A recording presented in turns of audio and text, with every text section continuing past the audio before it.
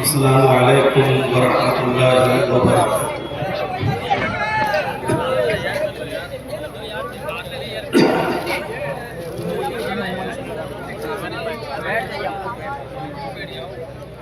अल्हम्दुलिल्लाह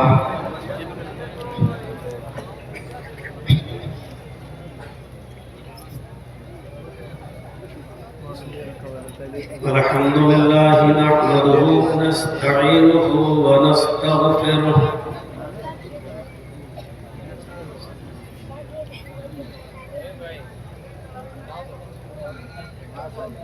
व नऊज़ु बिल्लाहि मिन शुरूरि अनफुसिना व मिन सय्यिआति अअमालिना।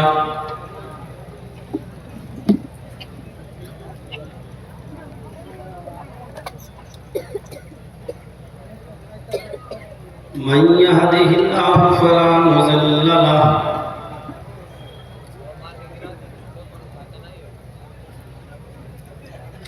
व मन युज़लिल्हु फला हादिय लहु।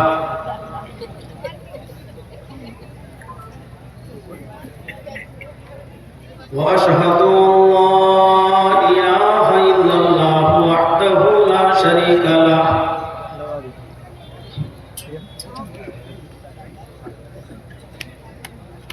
व अशहदु अन्न मुहम्मदन अब्दुहु व रसूलुहु।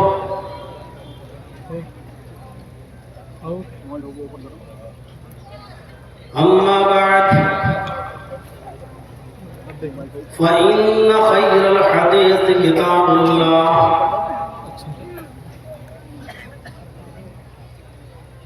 व खैरल हदी हदी मुहम्मदिन सल्लल्लाहु अलैहि वसल्लम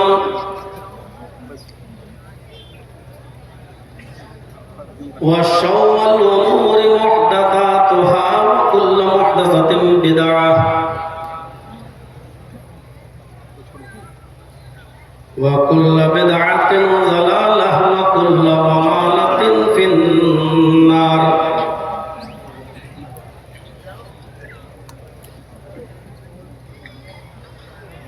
अऊज़ु बिल्लाहि मिनश शैतानिर रजीम। बिस्मिल्लाहिर रहमानिर रहीम।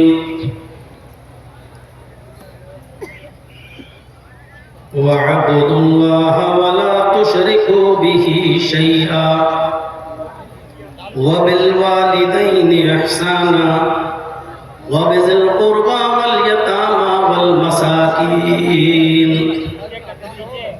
वल जारि ज़िल क़ुर्बा वल जारिल जुनुब वस्साहिबि बिल जंबि वब्निस सबील वमा मलकत अयमानुकुम इन्नल्लाह ला युहिब्बु मन कान मुख्तालन फखूरा।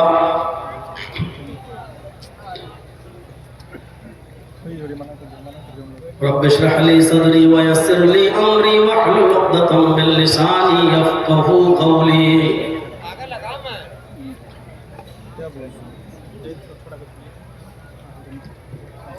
इस अज़ीमुश्शान इजलास के निहायत ही बावक़ार और मुअक्कर सदर फ़ज़ीलतुश शेख जनाब मज़हरुल हक़ अल मदनी हफ़िज़हुल्लाह, नाज़िम इजलास फ़ज़ीलतुश शेख जनाब फ़ारूक अब्दुल्ला, नाज़िम ज़िले जमियत अहले हदीस आज़मगढ़,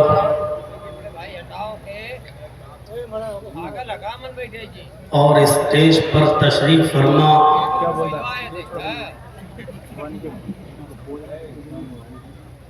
बड़े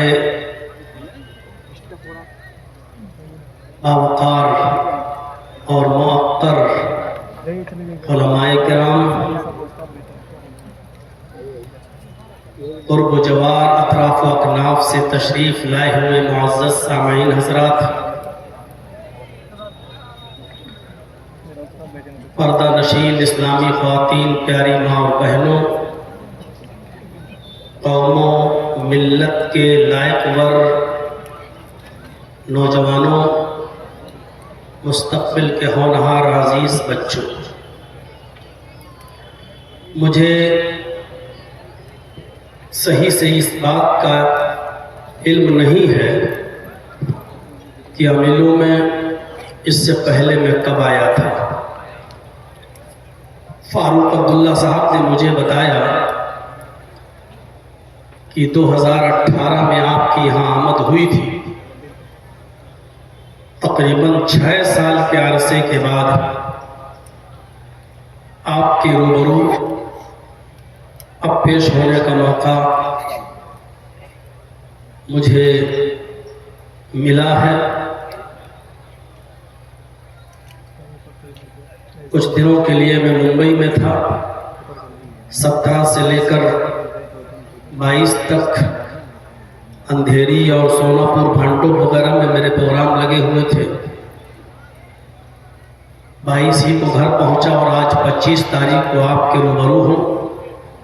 प्रोग्राम के अख्तिताम के बाद फ़ौरन मुझे रुखसत होना है, लखनऊ पहुंचना है, थोड़ी देर रहना है और फिर वहाँ से कस्बा जरवल ज़िला बहराइच के लिए निकलना है। कल वहाँ प्रोग्राम है और परसों का प्रोग्राम मेरा बरेली में था, लेकिन आज ही पता चला कि वहाँ कुछ दरगाह के लोगों ने मिलकर पुलिस प्रशासन में शिकायतें करके उस जलसे को उन्होंने कैंसिल करवा दिया है। आज के इस मौजूदा दौर में जहां हमारी हर तरीके से इंसल्ट की जा रही हो और चप्पे चप्पे पर मुसलमानों को रुस्वा और जलील किया जा रहा हो, आज के इस दौर में ज़रूरत इस बात की थी कि हम सब एक प्लेटफार्म पर आएँ और मिलकर तमाम बातिल फ़िरका परस्त और सैहूनी और सल्जूकी ताकतों का मुकाबला करें। लेकिन अभी भी दुम टेढ़ी ही है, सीधी करने की कोशिश बहुत की गई लेकिन नतीजा ला हासिल है। अल्लाह रब्बुल आलमीन इस कौम को अक्ल सलीम अता फरमाए और हम सबको मिलजुल कर और इज्तिमाइयत के साथ रहने की तौफीक अता फरमाए।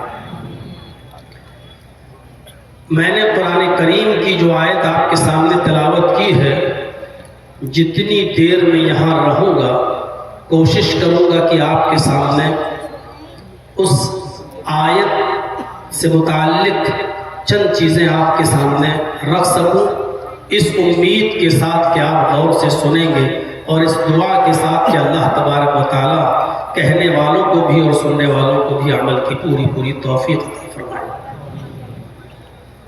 मैंने जो आयत करीमा आपके सामने तिलावत किया है खुतबा मसनूना के बाद, वो हुकूकुल इबाद पर मुश्तमिल है। इस्लामी अहकाम की 2 किस्में हैं। एक का ताल्लुक हुकूकुल्लाह से है और एक का ताल्लुक हुकूकुल इबाद से है।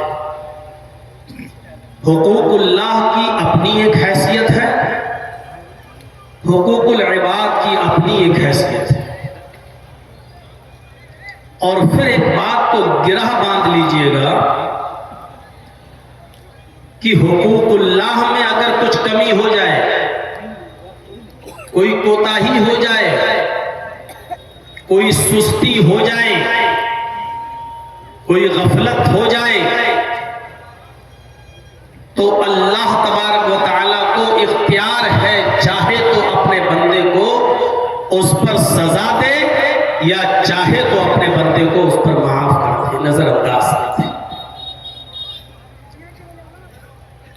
हुकूकुल्लाह का ताल्लुक अल्लाह की जात से है। अगर उसमें कुछ कमी और बेशी होती है तो अल्लाह को इख्तियार है, वो चाहे तो अपने बंदे को उस पर अज़ाब दे या चाहे तो वो उसको माफ कर दे। लेकिन हुकूकुल इबाद का ताल्लुक बंदों से है। और ये बड़ा अजीब मामला है। खुद नबी अकरम सल्लल्लाहु अलैहि वसल्लम ने इसकी वजाहत फरमा दी है कि अगर आपका हुकूकुल इबाद में कुछ लग़्ज़िश होती है, कमी होती है, आपकी कोताही होती है, आपसे कमी होती है आपसे,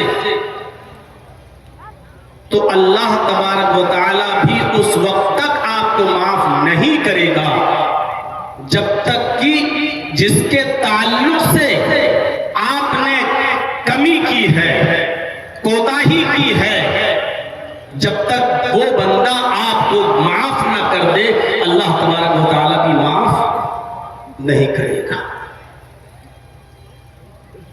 आज मैं हुकूकुल इबाद के ताल्लुक से कुछ बातें आपके सामने रखना चाहता हूं।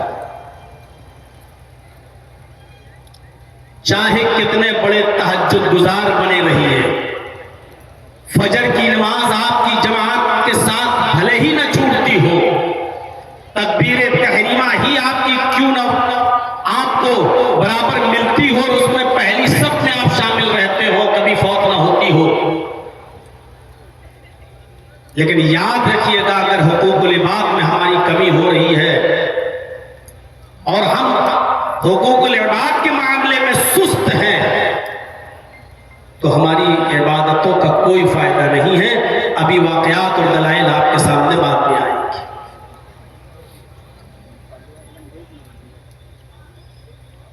उस कुरान की आयत को फिर मैं आपके सामने रख रहा हूं, उसको सुनिए और उसके तर्जमे पर भी गौर कीजिए।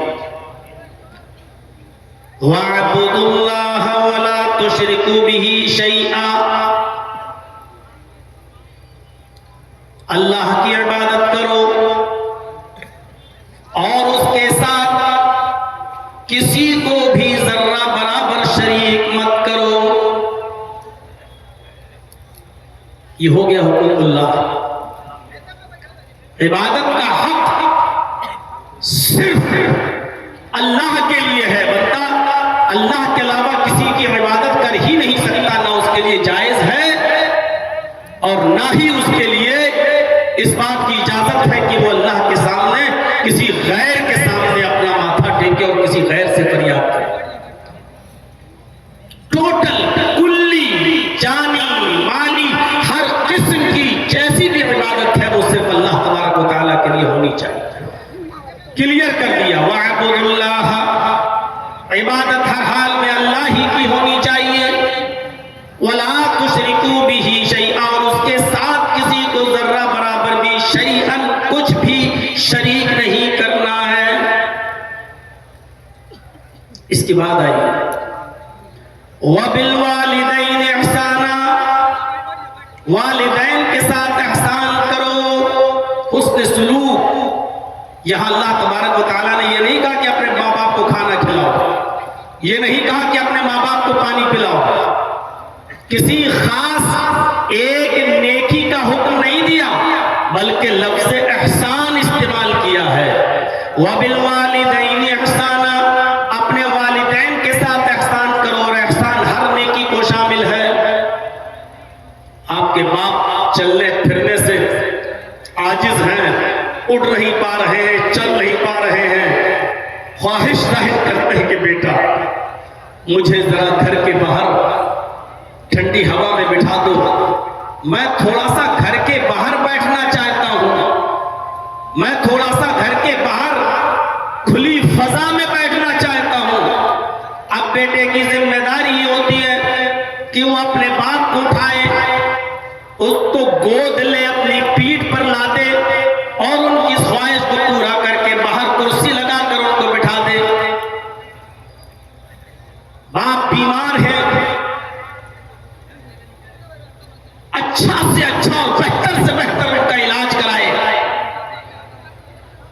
भूखे हैं तो उनको खाना खिलाए। गर्ज ये कि नेकियों की जितनी भी कैटेगरीज क्वालिटीज हो सकती हैं और नेकियों में जो जो चीजें शामिल हैं वो सारी की सारी एहसान के अंदर शामिल हैं। वबिल वालिदैन इहसाना, और अपने वालिदैन के साथ और यही एहसान के बाद वाव आतिफा के जरिए और भी चीजें पेश की जा रही हैं। वबिज़िल कुर्बा वल यतामा वल मसाकीन वल जारि ज़िल कुर्बा वल जारिल जुनुब वस्साहिबि बिल जंबि वब्निस सबील वमा मलकत अयमानुकुम। अपने कराबतदारों के साथ एहसान करो। वबिज़िल कुर्बा, अपने कराबतदारों के साथ एहसान करो। वल यतामा, यतीमों के साथ एहसान करो। वल मसाकीन, और मिस्कीनों के साथ भी एहसान करो। वल जारि ज़िल कुर्बा, और अपने कराबतदार हमसाया के साथ भी एहसान करो। वल जारिल जुनुब, अजनबी हमसाया के साथ भी एहसान करो। वस्साहिबि बिल जंबी, अपनी पहलू के साथी के साथ भी एहसान करो। वब्निस सबील, मुसाफिर के साथ भी अच्छा सलूक करो। हुस्न सलूक उसके साथ भी होना चाहिए। वमा मलकत अयमानुकुम, और जिनके तुम मालिक हो यानी अपने गुलामों और मातहतों के साथ भी तुम एहसान करो। वल जारि ज़िल कुर्बा, हमसाया कराबतदार। वल जारिल जुनुब, अजनबी हमसाया। पास मुफस्सिरीन ने लिखा है उन पड़ोसियों के साथ भी एहसान करो जिनसे तुम आशना हो, जिनको तुम जानते हो, जिनसे तुम्हारे अच्छे असरो रसूख हैं और जिनसे तुम हर वक्त उठते बैठते हो, जिनके साथ जिनको तुम पहचानते हो उनके साथ भी अच्छा सलूक करो। और अजनबी लोगों के साथ भी अच्छा सलूक करो जिनको तुम नहीं जानते हो लेकिन वो तुम्हारे पड़ोस में है, अजनबी है, जिनसे तुम आशना नहीं हो, लेकिन उनके साथ भी तुम अच्छा सलूक करो। आज हमारे मुफस्सिरीन ने इसकी तशरीह में ये भी लिखा है कि कराबतदार चाहे मुसलमान, पड़ोसी आपका चाहे मुसलमान हो तब भी उसके साथ अच्छा सलूक करो, और अगर आपका पड़ोसी गैर मुस्लिम है तब भी उसके साथ अच्छा सलूक करो। वल जारि ज़िल कुर्बा वल जारिल जुनुब की ये भी तशरीह की गई है, ये भी एक मायना बयान किया गया है। वस्साहिबि बिल जंबी, पहलू के साथी का मतलब यह है कि आप उससे वाकिफ नहीं, आप जानते नहीं, आप सफर कर रहे हैं, ट्रेन में बैठे हुए हैं, अचानक उसने आपका नाम पूछा, आपने उसका नाम पूछा, उसने आपका बिजनेस पूछा, आपने उसका बिजनेस पूछा। अब वो अचानक आपका आशना हुआ है, ये अभी मिनट 2 मिनट 5 मिनट 10 मिनट आधा घंटा 1 घंटा पहले आपसे इसकी आशनाई हुई है। ये है वस्साहिबि बिल जंब, जिसके साथ अभी अभी आशनाई हुई है, जिसके साथ अभी अभी आपकी दोस्ती हुई है, उसके साथ भी अच्छा सलूक करो। आप कोई बिजनेस करते हैं, कारोबार करते हैं, आप जानते नहीं, अभी अभी उसके साथ आपका तारुफ हुआ है, अभी अभी एक दूसरे का इंट्रोडक्शन एक दूसरे के साथ हुआ है, ये अभी अभी आपका दोस्त बना है, आप इसके साथ भी अच्छा सलूक करो। ये है वस्साहिबि बिल जंब का माना। वब्निस सबील, और मुसाफिरों के साथ भी अच्छा सलूक करो। वमा मलकत अयमानुकुम, और अपने मातहतों का, अपने गुलामों के साथ भी अच्छा सलूक करो। ये कुरान ने बयान किया है। कुरान ने इतने लोगों की तशरीह करना, वो भी आज के इस खिताब के अंदर शायद हमारे लिए मुमकिन ना हो सके। इसलिए पहले तो हम इस चीज को उठाते हैं कि हुकूकुल इबाद क्या है। इन चीजों का नंबर बाद में आएगा। हुकूकुल इबाद क्या है, उसकी हैसियत क्या है, ऐसे समझने की कोशिश करें कि अल्लाह तबारक व तआला ने जब आदम अलैहिस्सलातु वस्सलाम के अंदर रूह डाली और उनको बहुत से नाम सिखाए, उनकी अज़मत और उनके मकाम को बुलंद रखने के लिए अल्लाह तबारक व तआला ने फरिश्तों को हुक्म दिया, सजदा करो, उसजुदू लि आदम, आए फरिश्तों तुम आदम को सजदा करो। कुरान कहता है फसजदू इल्ला इब्लीस अबा वस्तकबरा व कान मिनल काफिरीन। सारे फरिश्ते करो, और सबने कर भी लिया। फसजदू, सबने सजदा कर लिया, इल्ला इब्लीस, सिवाय इब्लीस के, उसने सजदा नहीं किया। और सजदा क्यों नहीं किया, इसकी भी वजाहत अल्लाह रब्बुल आलमीन ने कर दी। इनकार किया, अबा, मुनकिर हुआ, नहीं करेंगे सजदा। क्यों नहीं किया? वस्तकबरा, तकब्बुर में आ गया, गुरूर आ गया उसके अंदर, वो कान मिनल काफिरीन, और वो काफिरों में से हो गया। गुरूर क्या आ गया? कुरान ने इसकी भी वजाहत की। और गुरूर क्या था उसके अंदर? आय अल्लाह, मैं आदम को सजदा करूंगा, मैं इनको, जिसको तूने मिट्टी से पैदा किया, मैं उसके सामने सजदा करूंगा। खलक़तनी मिन नार व खलक़तहू मिन तीन, आय अल्लाह, तूने मुझे आग से पैदा किया, आग से, और उसको मिट्टी से। तकब्बुर देखिए यहीं से आया। क्या कहा? तूने मुझे मिट्टी, आग से पैदा किया और आदम को मिट्टी से पैदा किया। क्या आग मिट्टी को सजदा करेगी? क्या आग मिट्टी के सामने झुकेगी? अबा, इनकार कर दिया, नहीं करेंगे। वस्तकबरा, यही तकब्बुर था उसके अंदर कि आग मिट्टी के सामने कैसे झुक सकती है। वह कान मिनल काफिरीन, और वो काफिरों में से हो गया। मेरे भाइयों, गौर करो, आदम अलैहिस्सलातु वस्सलाम को अल्लाह ने पैदा किया, फिर रूह डाली, रूह डालने के बाद उनको बहुत से नाम सिखलाए, नाम सिखलाने के बाद उनकी आसमत को बरकरार रखने के लिए फरिश्तों से कहा कि तुम आदम को सजदा करो। ये अल्लाह रब्बुल आलमीन का महदूद हुक्म था और महदूद वक्त के लिए था। इससे ये दलील नहीं निकाली जा सकती है कि देखो अल्लाह ने खुद हुक्म दिया कि आदम को सजदा करो, लिहाजा इससे ये दलील निकलती है कि बंदों को भी सजदा किया जा सकता है। मेरे भाइयों, अल्लाह रब्बुल आलमीन का जो हुक्म जिस वक्त था, उस वक्त तमाम फरिश्तों के लिए वो चीज इबादत थी, और अल्लाह का हुक्म मानना जरूरी था। सबने माना भी, लेकिन इब्लीस ने इनकार कर दिया और कहा कि मैं सजदा नहीं करूंगा, क्योंकि मैं आग से पैदा हुआ हूं और आग मिट्टी के सामने नहीं झुकेगी। और वो काफिरों में से हो गया। अल्लाह रब्बुल आलमीन ने भी इब्लीस को रांदे दरगाह कर दिया और निकाल दिया।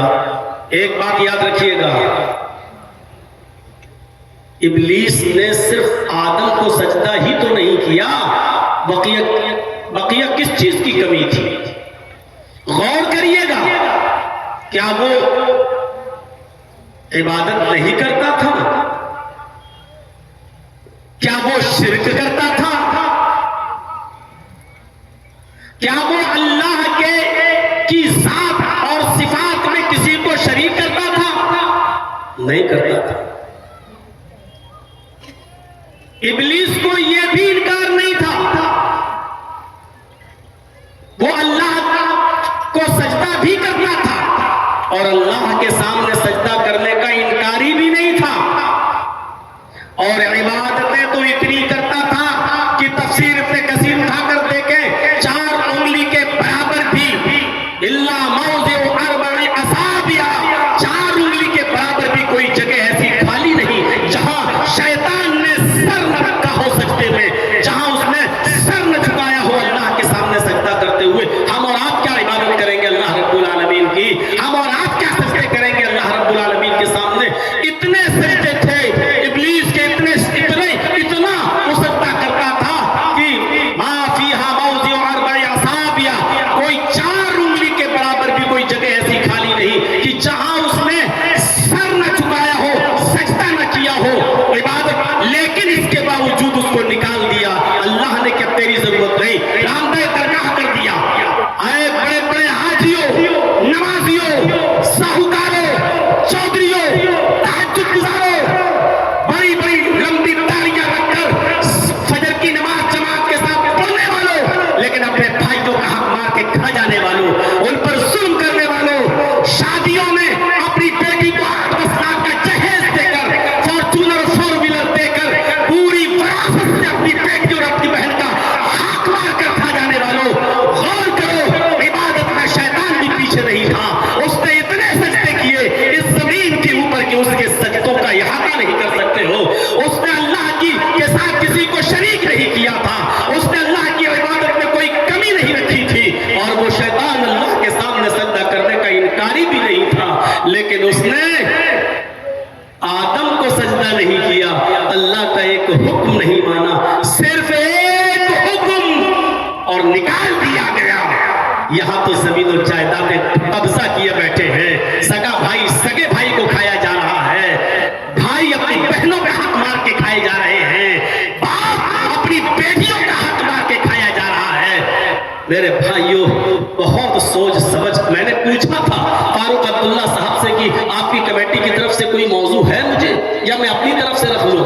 मैंने कल या परसों ही पूछा था, तो शेख ने कहा कि नहीं, हमारी तरफ से तो कुछ नहीं, इस्लाह मुआशरे पे रखे तो बेहतर होगा, वरना आप जैसा बेहतर समझें। तो बहुत सोच समझ कर मैंने इस टॉपिक को उठाया कि आज इस चीज की जरूरत है। आज हाजी ही समझता है कि मैंने नमाज पढ़ ली, हो गए बस पार साहब, यहाँ मरे डायरेक्ट जन्नतुल फिरदौस में दाखिल। यहाँ जो आदमी बेचारा जिसकी फजर की नमाज कभी जमात से नहीं छूटती, वो समझता है कि हम मरे और सीधे जन्नत के अंदर हम दाखिल हो जाएंगे। हम तो माशाअल्लाह तहज्जुद गुजार हैं, हम फजर की नमाजें पढ़ते हैं। मेरे भाइयों, शैतान ने 4 उंगली के बराबर भी जगह नहीं छोड़ी जहां सजदा न किया हो, लेकिन इसके बावजूद उसने रांदे दरगाह हो गया। क्यों? क्योंकि जब अल्लाह ने हक दे दिया आदम को सजदा करो, अब ये हुकूकुल इबाद में शामिल है, तुम आदम का को सजदा करो तो आदम का हक अदा होगा, और नहीं तो हुकूकुल्लाह में कमी नहीं करता था, हुकूकुल इबाद में कमी की रांदे दरगाह कर दिया गया। वो अल्लाह के सामने सजदे में कमी नहीं करता था, लेकिन उसने आदम का हक अदा नहीं किया, निकाल दिया गया। ये है हुकूकुल इबाद। नमाज पढ़ने वालों सोचो, बेनमाजियों से तो आज हमारा कोई खिताब ही नहीं है, उनसे तो हमें कोई मतलब ही नहीं है। यहाँ तो हम तहज्जुद गुजारों को मुखातब कर रहे हैं, यहाँ तो हम उन नमाजियों और फजर के में जमात नमाज पढ़ने वालों से मैं कह रहा हूँ, जरा नमाज पढ़ने जा रहे हो, जरा सोचो कि हम किसी का हक तो नहीं मान रहे हैं। सोचिएगा, जाइएगा और ठंडे दिल से सोचिएगा सोते वक्त। नमाज भी पढ़ते हैं तो मूंछों पे हाथ फेरते हुए, दाढ़ी सहलाते हुए, ऐसे लगता है जैसे अल्लाह पर बहुत बड़ा एहसान करते हुए आ रहे हैं। मेरे भाइयों, वअबुदुल्लाह वला तुशरिकू बिही शैआ, अल्लाह इबादत अल्लाह ही की, उसके साथ किसी को शरीक नहीं। और उसके बाद हुकूकुल इबाद का तज़किरा, हुकूकुल इबाद में जो रिश्ते आए हैं वो बाद में उसका तज़किरा। पहले ये बता दूं कि बंदा, देखिए हजरत आदम को सजदा नहीं किया, रांदे दरगाह किया। आपको याद होगा, बुखारी शरीफ पढ़िए, किताबों बदिल वही उठाइए, पहला ही वो हदीस इन्नमल अमालु बिन्नियात के बाद आप जब किताबों बदिल वही पढ़ेंगे तो पहली हदीस में आप, लंबी हदीस है आपको मिलेगी, नबी अकरम सल्लल्लाहु अलैहि वसल्लम कई दिन का खाना ले जाया करते थे, गारे हिरा के अंदर अल्लाह की इबादत में मसरूफ रहा करते थे कि एक दिन जिब्रील अमीन आए, नबी अकरम सल्लल्लाहु अलैहि वसल्लम के सामने आकर बैठ गए, और बैठने के बाद फरमाया नबी अकरम सल्लल्लाहु अलैहि वसल्लम से, हालांकि अभी आप नबी नहीं बने हैं, अभी आप रसूल नहीं बने हैं, अभी कुरान की कोई आयत नबी अकरम पर नाजिल नहीं हुई है, ये पहला वाकया है, पहला मौका है। हजरत जिब्राइल अलैहिस्सलाम नबी अकरम सल्लल्लाहु अलैहि वसल्लम के पास जाकर बैठ गए और कहा, इक़रा या मोहम्मद, ऐ मोहम्मद पढ़ो। क्या कहा? इक़रा या मोहम्मद, ऐ मोहम्मद पढ़ो सल्लल्लाहु अलैहि वसल्लम। मोहम्मद रसूलुल्लाह सल्लल्लाहु अलैहि वसल्लम ने जो जवाब दिया वो वही जवाब था ही, और फितरी तौर पर जिस इंसान ने कभी कोई किताब ना पढ़ी हो, जिसको कोई पढ़ाया ना गया हो, उसका वही जवाब होगा, और वही जवाब अल्लाह के नबी ने दिया, मा अना बिकारी, मैं पढ़ा हुआ नहीं हूं। पहले तो डर गई, ये आया कौन है, आज तक कोई नहीं आया गारे हिरा में, ये कौन है, और आते ही मुझसे कह रहा कि पढ़ो, मा अना बिकारी, मैं पढ़ा हुआ नहीं हूं। बुखारी के अल्फाज, अल्लाह के नबी फरमाते हैं कि उसने मुझे पकड़ा, अपने सीने से लगाया, और उसने इतनी जोर से मुझे दबाया कि मुझे ऐसा लगा कि कहीं मेरी जान न चली जाए। उसने इतनी जोर से मुझे दबाया कि मुझे ऐसा लगा, ऐसा महसूस हुआ कि कहीं मेरी जान न चली जाए। उसके बाद उसने छोड़ा और छोड़ने के बाद फिर उसने कहा इक़रा या मोहम्मद, आए मोहम्मद पढ़ो। जाहिर बात है आपने फिर वही जवाब दिया, माना बेकारी में पढ़ा हुआ नहीं हूं। जिब्राइल अमीन ने फिर पकड़ा, पकड़ने के बाद अपने सीने से दबाया और इतनी जोर से दबाया कि अल्लाह के नबी सल्लल्लाहु अलैहि वसल्लम फरमाते हैं कि फिर मुझे ऐसा लगा कि कहीं मेरी जान न चली जाए। उसके बाद मैं छोड़ा, छोड़ने के बाद फिर कहा इक़रा या मोहम्मद, आए मोहम्मद पढ़ो। बार बार तुम मुझसे पढ़ने के लिए कह रहे हो, मैंने तुमको जवाब दिया कि मां अना बिकारी, मैं पढ़ा हुआ नहीं हूं। बात दूसरी रिवायतों में यहां तक आता है कि अल्लाह के नबी ने तीसरी बार उससे कहा माज़ा करो। मुझसे बार बार कहने वाले पढ़ो पढ़ो पढ़ो, तुम ही बताओ कि मैं क्या पढ़ूं, जबकि मेरा जवाब यह कि मां अना बिकारी, मैं पढ़ा हुआ नहीं हूं। तो आप ही बताओ कि मैं क्या पढ़ूं। बार बार कह रहे हो पढ़ो, तो तुम ही बताओ मैं क्या पढ़ूं। पकड़ा, फिर दबाया और इतनी जोर से दबाया कि अल्लाह के नबी सल्लल्लाहु अलैहि वसल्लम फरमाते कि मुझे फिर महसूस हुआ कि कहीं मेरी जान न चली जाए। और उसके बाद में छोड़ा और छोड़ने के बाद कहा इक़रा बिस्मि रब्बिकल लज़ी खलक़, खलक़ल इंसान मिन अलक़, इक़रा व रब्बुकल अकरमुल लज़ी अल्लमा बिल कलम, अल्लमल इंसान मा लम यअलम। ये 5 आयतें नाज़िल हुई नबी अकरम जनाब मोहम्मद रसूलुल्लाह सल्लल्लाहु अलैहि वसल्लम के ऊपर। इक़रा बिस्मि रब्बिकल लज़ी खलक़, खलक़ल इंसान मिन अलक़, इक़रा व रब्बुकल अकरमुल लज़ी अल्लमा बिल कलम, अल्लमल इंसान मा लम यअलम।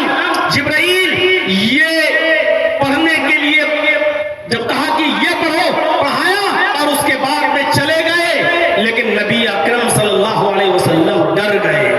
अभी आपको पता नहीं है, अभी ये भी नहीं मालूम कि मैं अल्लाह का रसूल बना दिया गया हूं, अभी ये भी नहीं मालूम कि ये था कौन, लेकिन इस हादसे से आप डर गए और इतना डर गए कि आपने रात ही में वो गारे हिरा छोड़ दी और वहां से दौड़े अपने घर की तरफ गए। और जैसे ही अपने घर में एंट्री लेते हैं, बुखारी किताबों पर वही के अल्फाज हैं, अपने घर में घुसते हैं, हजरत खदीजा से कहते खदीजा ज़म्मिलूनी ज़म्मिलूनी या खदीजा, ज़म्मिलूनी या खदीजा, आए खदीजा मुझे चादर उड़ाओ, आए खदीजा मुझे कंबल उड़ाओ, आए खदीजा मुझे चादर उड़ाओ, मुझे डर लग रहा है। हजरत खदीजा रज़ियल्लाहु ताला अन्हा ने नबी अकरम सल्लल्लाहु अलैहि वसल्लम के ऊपर कंबल डाल दिया, कोई चादर डाल दी, उड़ा दिया आपको। हत्ता ज़हबा अन्हु रऊब, जो खौफ, जो दहशत नबी अकरम सल्लल्लाहु अलैहि वसल्लम के दिल में लगी हुई थी कि वो कौन था, क्या था, कोई जिन्नात का साया तो नहीं था, कोई शैतान का असर तो नहीं था, क्या था वो, कौन था, कितनी ताकत थी उसके अंदर, उसने दबाया, मुझे लगा जैसे कहीं मेरी जान न चली जाए। वो आप सोचते रहे और उस वक्त तक लेटे रहे जब तक कि ये खौफ, ये दहशत नबी अकरम के दिल से जब तक दूर नहीं हो गई। फिर हजरत खदीजा रज़ियल्लाहु ताला अन्हा को पूरा वाकया बयान किया, आए खदीजा आज मेरे साथ ऐसा हुआ, आए खदीजा आज मेरे साथ ये हुआ, आज कोई आया उसने मुझसे कहा इक़रा या मोहम्मद, आए मोहम्मद पढ़ो। मैंने कहा मां अना बिकारी, पूरा वाकया बयान कर दिया कि ऐसा ऐसा हुआ। खदीजा उसने इतनी तेज दबाया कि मुझे लगा कि कहीं मेरी जान न चली जाए। लक़द खशीतु अला नफ्सी, खदीजा मुझे अपनी जान के जाने का डर है, मुझे डर लग रहा है कि कोई शैतान तो नहीं, कोई जिन्नात का साया तो नहीं, क्या है, मुझे अपनी जान का खतरा है, मुझे अपनी जान के जाने का खदशा लग रहा है। मेरे भाइयों, हजरत खदीजा को जब ये पूरा वाकया बयान किया तो हजरत खदीजा रज़ियल्लाहु ताला अन्हा ने नबी अकरम के जो औसाफ बयान किए, आपके बारे में जो कुछ बताया, जो कुछ बयान किया, उसको सुनिए। फरमाया कल्ला वल्लाहि ला युख़ज़ीकल्लाहु अबदा, इन्नका लतसिलुर रहीम व तहमिलुल कल्ला व तक्सिबुल मादूम व तक़रिज़ ज़ैफ़ व तुईदु अला नवाइबिल हक़। मेरे भाइयों, ये औसाफ हमीदा बयान किए हजरत खदीजा रज़ियल्लाहु ताला अन्हा ने नबी अकरम के। ये वस्फ़, ये विशेषताएं, ये औसाफ मुहम्मदुर रसूलुल्लाह के अंदर उस वक्त भी थे जब आप नबी नहीं बने थे। मेरे भाइयों, फिर नबी बन जाने के बाद, रसूल बन जाने के बाद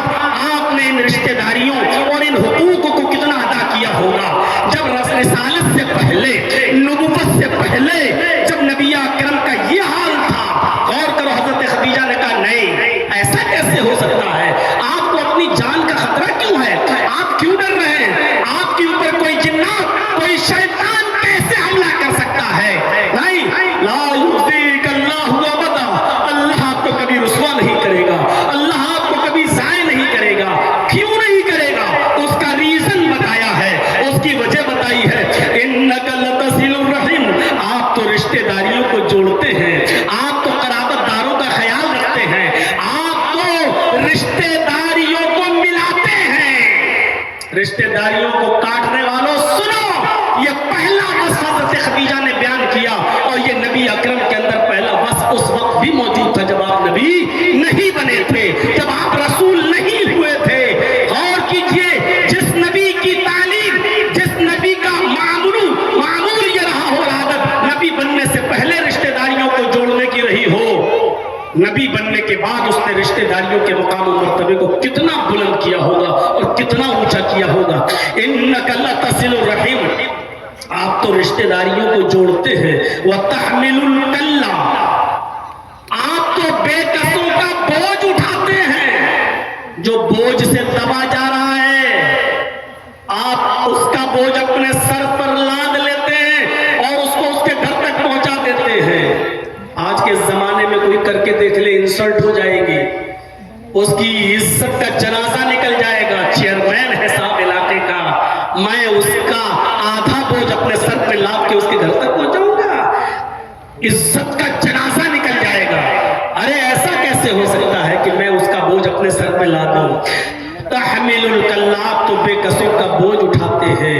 व तक्सिबुल मादूम, आप तो मोहताजों को कमा कर खिलाते हैं, आप उनके काम आते हैं। जो कमाई आपने कमाई है, बकरियां चरा चरा कर, जंगलों में जा जाकर, कपड़ा बेच बेच कर, आपने बिजनेस करके, फेरी करके, तिजारत करके जो आप कमाते हैं, आप मोहताजों पर वो खर्च कर देते हैं। आप तो मोहताजों को खाना खिलाते हैं, आप तो उनको कमा कर देते हैं। वो तक़रीज़ ज़ैफ़, आपके अंदर चौथी खूबी है कि आपके घर से कोई मेहमान भूखा नहीं जाता है, आप तो मेहमान नवाजी करते हैं। आप खुद भूखे रह जाते हैं, लेकिन मेहमान की मेहमान नवाजी में कमी नहीं आने देते। वो तुईनु अला नवाइबिल हक़, मुश्किल हालात में भी आप अम्रे हक़ का साथ देते हैं, सच्ची बात का साथ देते हैं। राहे गुलगश्ता को आप रास्ता दिखाते हैं, उसको उसकी मंजिल तक पहुंचाते हैं। मेरे प्यारे साथियों, गौर करो, हजरत खदीजा ने ये नहीं कहा कि आप तो अल्लाह की बहुत इबादत करते हैं, कई कई दिन का खाना ले जाते हैं और आप तो अल्लाह की इबादत में लगे रहते हैं, आप तो सिर्फ उसी के सामने सजदा करते हैं। ये खूबी बयान नहीं की। हजरत खदीजा ने कहा, आपको अल्लाह ज़ाय कर ही नहीं सकता, आपको अल्लाह रुसवा कर ही नहीं सकता, आपको अल्लाह बर्बाद कर ही नहीं सकता। और उसकी वजह यह है कि आप अल्लाह के बंदों के साथ हुकूकुल इबाद का लिहाज रखते हो, ख्याल करते हैं, आप अल्लाह के बंदों के साथ अच्छा सलूक रखते हैं, रिश्तेदारी को जोड़ते हैं, बेकसों का बोझ उठाते हैं, मोहताजों को खाना खिलाते हैं, मेहमान नवाजी करते हैं और मुश्किल हालात में अपने हक का साथ देते हैं। ये खूबियां आपके अंदर है, तो फिर आपको अल्लाह बर्बाद कैसे कर सकता है, आपको अल्लाह ज़ाय कैसे कर सकता है? मेरे प्यारे साथियों, अंदाजा लगाइए, ये है हुकूकुल इबाद। नबी अकरम जनाब बुखारी की रिवायत ही है, हजरत मोहम्मद रसूलुल्लाह सल्लल्लाहु अलैहि वसल्लम ने एक मर्तबा मजलिस में तमाम सहाबा से जब पूछा तो यही तो कहा था, मन अस्बह मिनकुमुल यौमा साइमन, आज कौन ऐसा शख्स है जिसने सुबह इस हाल में की कि वो रोजे से हो, नफली रोजे के बारे में। तो अबू बकर सिद्दीक ही उठे थे। फिर आपने कहा कि मन अस्बह मिनकुम, आज किसने सुबह इस हाल में की कि उसने किसी मिस्कीन को और मोहताज को खाना खिलाया हो। फिर आपने पूछा, ऐसा कौन है जिसने आज किसी बीमार आदमी की अयादत की हो? मन अस्बह मिनकुम, तुम में से कौन है जिसने आज आद मिनकुम मरीज़न, जिसने आज किसी मरीज की अयादत की हो? फिर आपने पूछा, तुम में से कौन है आज जिसने सुबह इस हाल में की हो कि वो किसी जनाजे में शिरकत किया हो और किसी मस्जिद के साथ साथ कब्रिस्तान तक उसके साथ गया हो? मेरे भाइयों, चारों बार में हजरत अबू बकर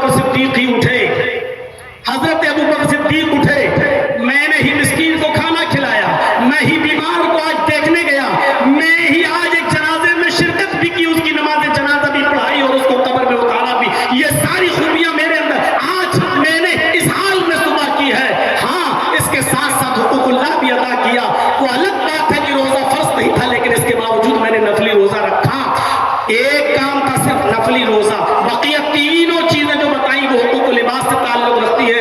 तो अल्लाह के नबी सल्लल्लाहु अलैहि वसल्लम ने क्या फरमाया, जिसने सुबह इस हाल में कि वो जन्नत में मेरे साथ होगा, वो जन्नत में दाखिल होगा। आया अबू बकर तुम जन्नत के अंदर दाखिल होगे। मेरे प्यारे साथियों गौर करो, हुकूक लिबास की ये अहमियत है, हुकूक लिबास का ये मकाम और ये मर्तबा है। आज हम क्या हुकूक लिबास का ख्याल रख रहे हैं? जाइएगा सोचिएगा हमारा पड़ोसी के साथ क्या मामला है। हुकूक लिबास में सिर्फ इतना ही नहीं आता है, गैर मुस्लिमों के साथ क्या सलूक है, मुसलमानों के साथ क्या सलूक है, मुस्लिम कैदियों के साथ क्या सलूक है, औरतों के साथ क्या सलूक है, बीवियों के साथ क्या सलूक है, बेवाओं के साथ क्या हमारा सलूक है, यतीमों के साथ क्या हमारा सलूक है, गैर मुस्लिमों के साथ क्या हमारा सलूक है। अरे शरीयत ने तो जानवरों तक के हुकूक बयान किए हैं। और पढ़िएगा जानवरों के चैप्टर को खोल के अल्लाह के नबी सल्लल्लाहु अलैहि वसल्लम ने यहां तक मुतय्यन किया है कि अगर कोई जानवर तुम पाले हुए हो और खेत जोतने का काम लेते हो उससे, खेती बाड़ी का, तो उसके ऊपर कितना बोझ लाद सकते हो और कितनी देर उससे काम करा सकते हो और कितनी दूर बैठकर उस पर सफर कर सकते हो और उसके ऊपर कितना बोझ लाद सकते हो। ये सारी चीजें शरीयत में मौजूद हैं और शरीयत इससे भरी पड़ी हुई है।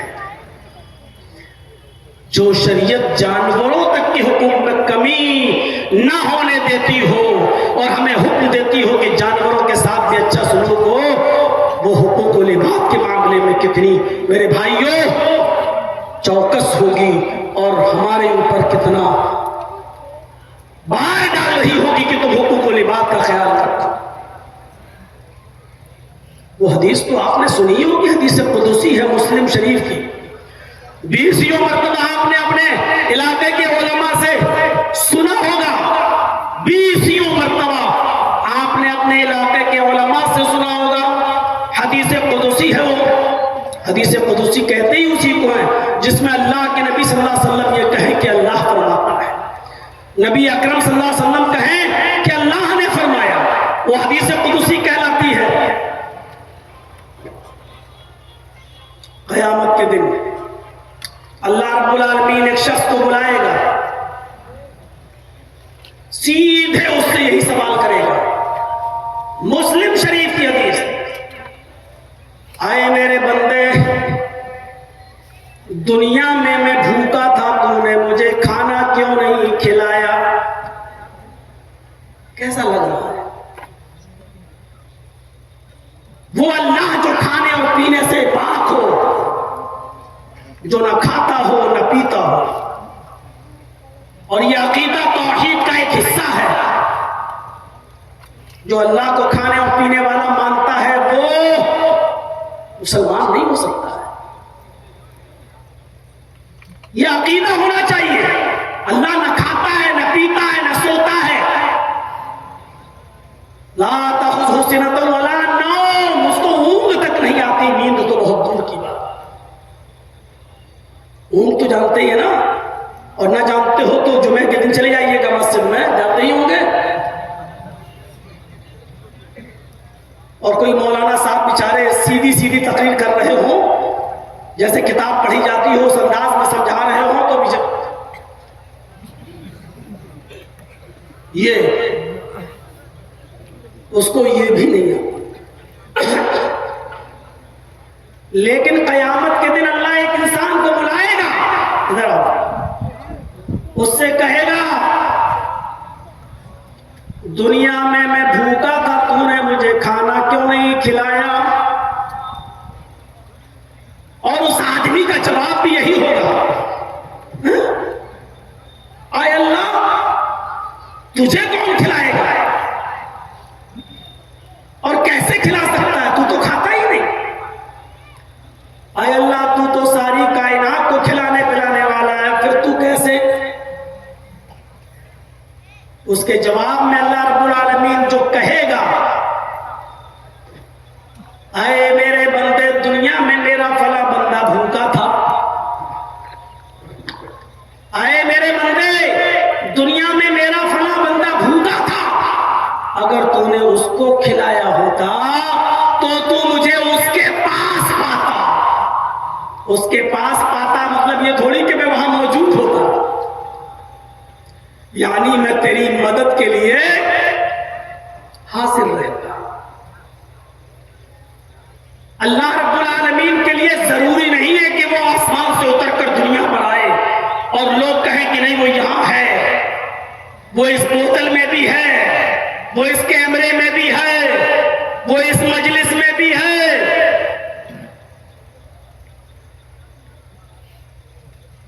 अल्लाह आसमान पर है, सुम्मस्तवा अल अर्श, वो अर्श पर है।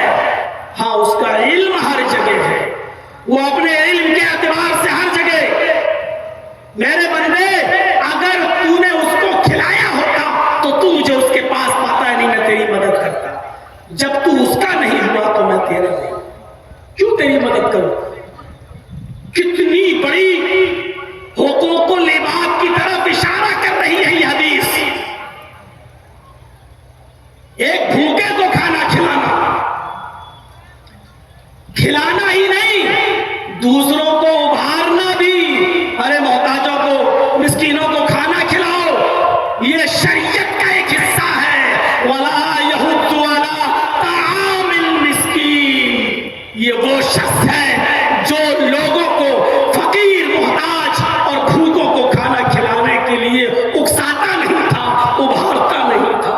कुरान पढ़िए, फवै ताना वला यहुद्दु अला ताआमिल मिस्कीन, ये वो शख्स है जो मोहताज को, मिस्कीनों को खाना खिलाता नहीं था। ये नहीं, दूसरों को खिलाने के लिए उभारता नहीं था, उकसाता नहीं था। खिलाना भी है और दूसरों को उभारना भी है। भाई, भूखों को खाना खिलाओ, मोहताजों को खाना खिलाओ। मेरे भाइयों, अगर कोई काम कोई गैर मुस्लिम कर रहा है तो सिद्क दिल से उसका एतराफ करना चाहिए। सिखों के गुरुद्वारे में चले जाओ, हर संडे को कितना बड़ा वो बेचारे, कितना बड़ा वो लगाते हैं, भोज का इंतजाम करते हैं, खाने पीने का इंतजाम करते हैं, लंगर लगाते हैं। कोई भी आ जाए उनके दस्तरखान पर बैठकर वो हर संडे को खाना भी खिलाते हैं। चले जाइए चांदनी चौक पर और चले जाइए आप मेरे भाइयों, नामदेव, जिसका पूरा नाम है हुजूर साहब का नामदेव, आप वहां चले जाइए जहां लाइन लगी रहती है रिक्शे वालों की और लाइन लगी रहती है गरीबों की, और वहां तो बड़े बड़े अमीर भी चले जाते हैं और खा के आते हैं। अगर खाना गरीब और मिस्कीनों के लिए कोई खिला रहा है, लंगर का इंतजाम कर रहा है, अगर किसी के अंदर ये अच्छी सिफत है तो खुलकर उसका एतराफ भी करना चाहिए। जो काम मुसलमानों के लिए थे कि वो मिस्कीनों को खाना खिलाएं, मुहताजों को खाना खिलाएं, फकीरों को खाना खिलाएं, आज ये सिफत उनके अंदर से निकल गई। एक मौके पर खाना, बस शादी होगी तो डटकर, बारातियों को भी खिलाएंगे। अरे नाक कट जाएगी, इनको पहले खिलाओ, नहीं तो जिंदगी भर मेरी बेटी को ताने सुनना पड़ेंगे। या फिर वलीमे के मौके पर, लेकिन मिस्कीनों को और फकीरों को नहीं। अल्लाह एक दूसरे शख्स को बुलाएगा और उससे भी कहेगा, आए मेरे बंदे, दुनिया में मैं प्यासा था, तूने मुझे पानी क्यों नहीं पिलाया? कैसा लग रहा? अल्लाह कहेगा कि मेरे बंदे में प्यासा था, तूने मुझे पानी क्यों नहीं पिलाया? हालांकि वो पीता भी नहीं है। बंदा कहेगा, अल्लाह तुझे कैसे पिला सकते हैं, तू तो इन चीजों से पाक है। अरे अल्लाह, तू सारी कायनात को पिलाने वाला था, तू तो खुद पीता नहीं है, फिर मैं तुझे पानी कैसे पिलाऊं? अल्लाह कहेगा, मेरे बंदे, दुनिया में तेरी चौकर पर मेरा बंदा गया था, प्यास की वजह से तड़प रहा था, तूने उसको पानी पिलाया होता, तूने उसको पानी पिलाया होता तो मुझे तू अपने पास पाता, यानी मैं तेरी मदद करता, मैं तेरे काम आता। तूने मेरे बंदे को पानी नहीं पिलाया, मैंने भी तेरी मदद नहीं की, क्या तेरी मदद करूं? तीसरे हिस्से पर नजर रखिए, कोई चीज छोड़ी ही नहीं है। इंसान को इन चीजों की बुनियादी तौर पर जरूरत है, खाने की, पीने की। हम लोग भी बोलते हैं कपड़ा, लत्ता, मकान। तीसरा सवाल तीसरे शख्स से, आए मेरे बंदे, दुनिया में मैं नंगा था, तूने मुझे कपड़ा क्यों नहीं पहनाया? जुमला देखिए, मेरे बंदे दुनिया में मैं नंगा था, तूने मुझे कपड़ा क्यों नहीं पहनाया? अल्लाह, तू तो सारी कायनात को पहनाता है, तू तो इन चीजों से पाक और साफ है, तुझे कैसे पहनाए कोई? तू तो सबको पहनाने वाला है। तशबीह होती है और दी जाती है। एक दूसरी हदीस कुदसी में खुद अल्लाह के रसूल ने फरमाया कि अल्लाह फरमाता है, अल इज़्ज़ु इज़ारी वल किब्रियाउ रिदाई फमन नाज़अनी फी कुल्लि वाहिदिन मिनहुमा फक़द अज़्ज़बतुहु अज़ाबन शदीदा। ये भी मुस्लिम शरीफ की हदीस है। यहां अल्लाह ताला ने खुद दो कपड़ों का लफ्ज इस्तेमाल किया। मेरे बंदों में भी दो कपड़े पहनता हूं। अल इज़्ज़ु इज़ारी, इज्जत मेरी लुंगी है, वल किब्रियाउ रिदाई, तकब्बुर मेरी चादर है। तुम जिस तरह कपड़े पहनते हो मैं भी कपड़े पहनता हूं, लेकिन तशबीह क्या दी? अल इज़्ज़ु इज़ारी, इज्जत मेरी लुंगी है। कोई आदमी अपने आप को दुनिया में अजीज बनने की कोशिश ना करे, मैं सबसे बड़ा इज्जतदार। कोई आदमी दुनिया में अपने आप को मुतकब्बिर न बनाए, मैं कुछ हूं, मैं ये हूं, मैं वो हूं। कभी कभी फोन पे, तुम अभी मालूम है तुम किससे बात कर रहे हो? जानते हो मैं कौन बोल रहा हूं? यही है वो तकब्बुर। अल्लाह कहता है ये दोनों चीजें मेरे लिए हैं। अल इज़्ज़ु इज़ारी वल किब्रियाउ रिदाई, इज्जत मेरी लुंगी है, वल किब्रियाउ रिदाई, और तकब्बुर मेरी चादर। इन दोनों कपड़ों को मैं भी पहने हुए हूं। फमन नाज़अनी फी कुल्लि वाहिदिन मिनहुमा, ये दोनों चीजें मेरे लिए हैं। अगर इन दोनों चीजों में से कोई एक चीज भी अगर मेरे किसी बंदे ने मुझसे छीनने की कोशिश की, फमन नाज़अनी फी कुल्लि वाहिदिन मिनहुमा, इन दोनों में से कोई एक चीज भी मुझसे छीनने की कोशिश की, फक़द अज़्ज़बतुहु, बस इतना नहीं कहा कि मैं उसको अज़ाब दूंगा, फक़द अज़्ज़बतुहु अज़ाबन शदीदा, मैं उसको दर्दनाक सख्त अज़ाब दूंगा।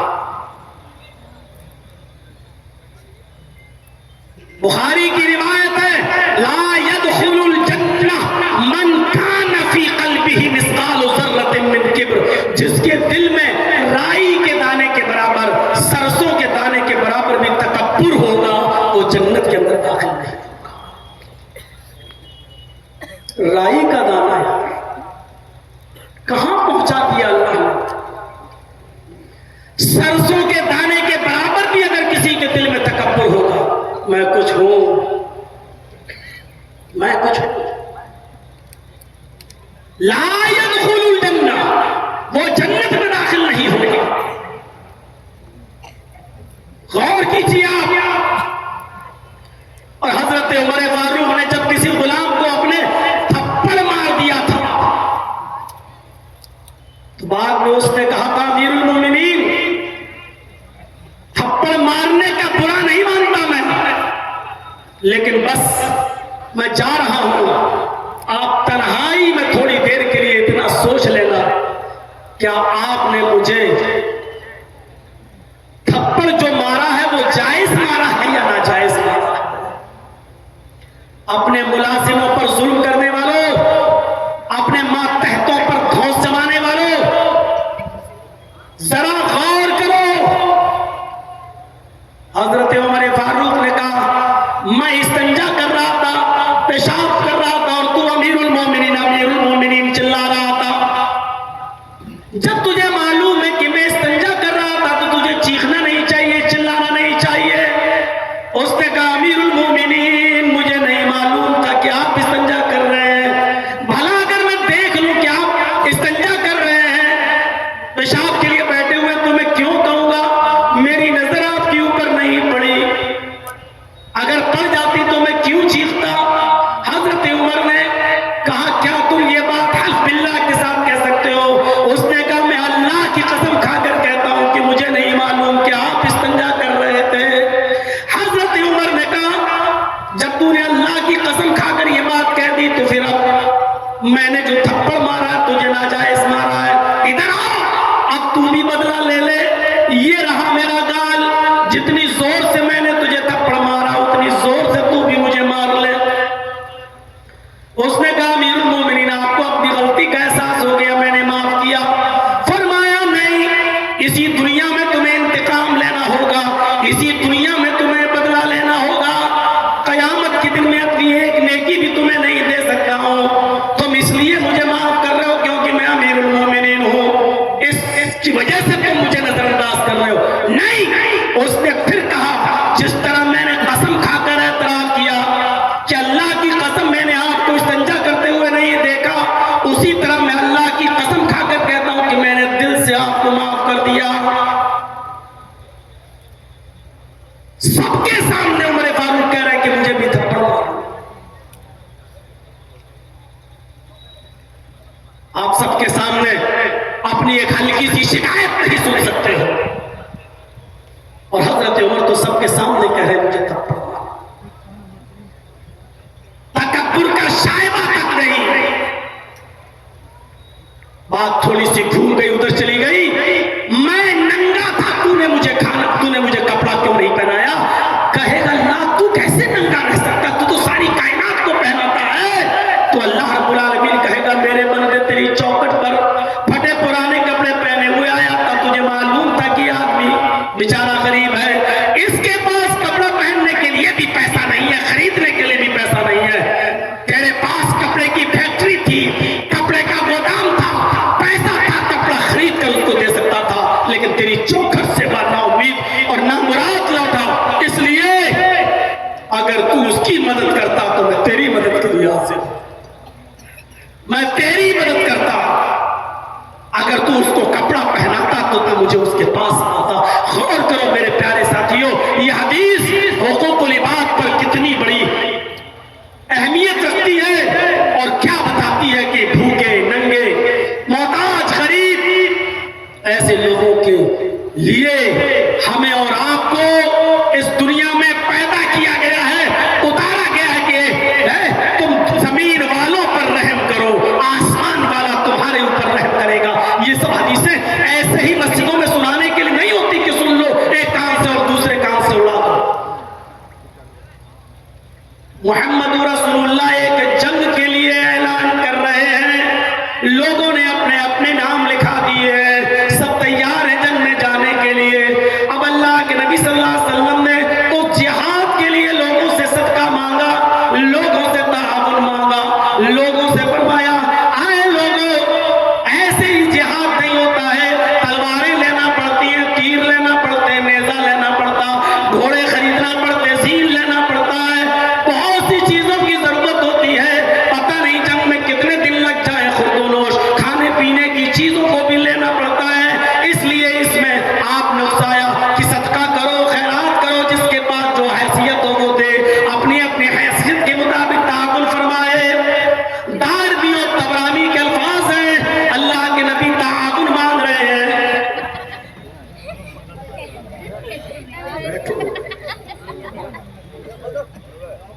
नबी अकरम ताउन मांग रहे हैं, और सुनिए जिसके पास जो कुछ भी है सब देते चले जा रहे हैं अपनी अपनी हैसियत के मुताबिक। जो वाकया सुना रहा हूं दिलचस्प और जबरदस्त वाकया है, मेरे भाइयों जरा सुनिएगा। किसी के पास ये है तो उसने ये दे दिया, किसी के पास वो है तो उसने वो दे दिया, किसी के पास चंद खजूरें तो उसने चंद खजूरें ही लाकर दे दी।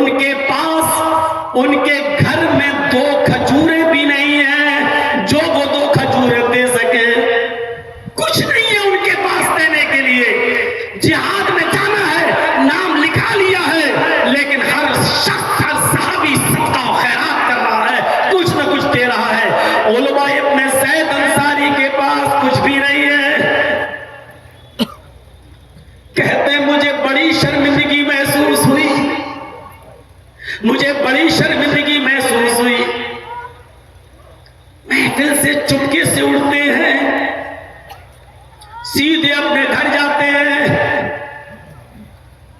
ईशा की नमाज पढ़ते हैं, लेट जाते हैं, यही सोचते हैं कि अल्लाह मेरे पास ऐसी कोई चीज नहीं है कि मैं भी उसको सदका दे सकूं, मैं भी उसको ज़कात में निकाल सकूं। अल्लाह के रसूल ने ताउन मांगा, मैं नबी अकरम को दे सकूं, नबी अकरम सल्लल्लाहु अलैहि वसल्लम को पहुंचा सकूं। आधी रात के बाद उठते हैं, वुजू बनाते हैं, 2 रकात नफिल नमाज पढ़ते हैं और 2 रकात नफिल नमाज के बाद अल्लाह से यूं दुआ करते हैं। गौर कीजिए दुआ क्या कर रहे हैं। दुआ करते हैं, अल्लाहुम्मा इन्नहु लैसा इंदी शैउन मा तसद्दक़ु बिही इला आलमीन। तेरे नबी ने सदका और खैरात ताउन मांगा।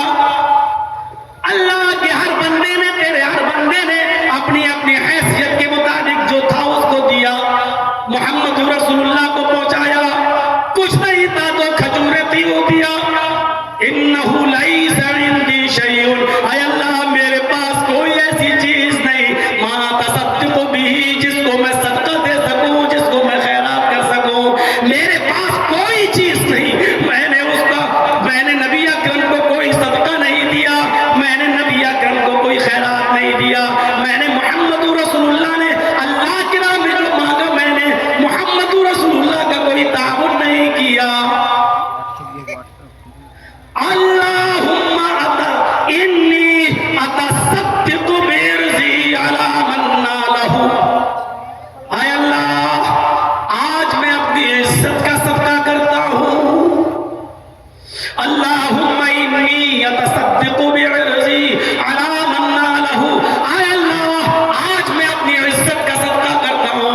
अगर तेरे किसी बंदे ने मेरी इज्जत ली हो, मुझे गाली दी हो, मेरे ऊपर जुल्म किया हो, मेरे ऊपर सितम ढाया हो, मेरे साथ कोई ज्यादती की हो, आय अल्लाह मैं तेरी खुशनुदी और रज़ामंदी के लिए मैं उसको माफ कर रहा हूँ। आय अल्लाह यही चीज मैं सदका कर रहा हूँ। आय अल्लाह यही मैं खैरात कर रहा हूँ।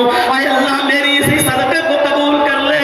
आय अल्लाह जाने अनजाने में अगर किसी ने मुझे गाली दी हो, अगर किसी ने मेरा हक मारा हो, अगर किसी ने मेरी इज्जत के साथ सौदेबाजी की हो, मुझे लानो मलामत किया हो, आय अल्लाह किसी ने मेरे ऊपर जुल्म किया हो और मैंने उससे कोई बदला न लिया हो, आय अल्लाह, अल्लाहुम्मा इन्नी अतसद्दक़ु बिर्ज़ी, आय अल्लाह मैं अपनी उस इज्जत का सदका करता हूँ, मैं अपनी उसी इज्जत को सदका दे रहा हूँ।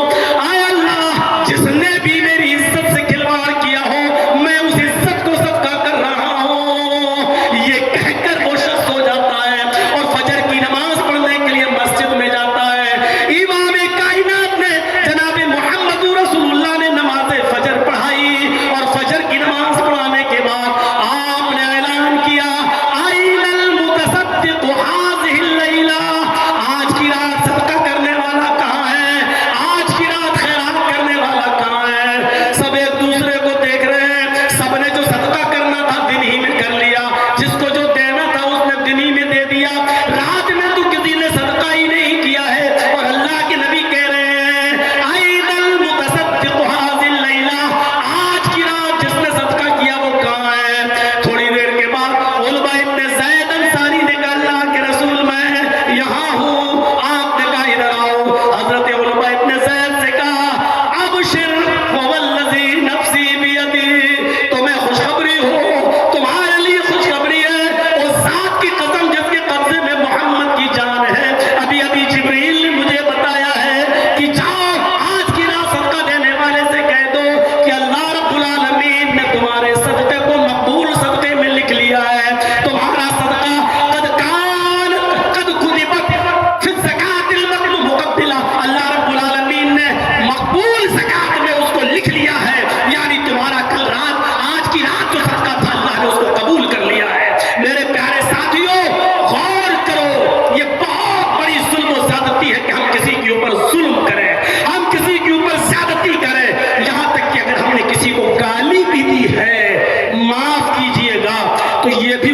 तक माफ नहीं करेगा अल्लाह, जब तक वो बंदा आपको माफ न कर दे जिसको आपने गाली दी है। ये भी कबीरा गुनाहों में शामिल है, कबीरा गुनाहों में शामिल है मेरे भाइयों। हमारी आंखों के सामने जुल्म होते रहते हैं, हमारी आंखों के सामने जुल्म होते रहते हैं। क्या कोई आदमी है जो जालिम को उसके जुल्म से रोके? है कोई?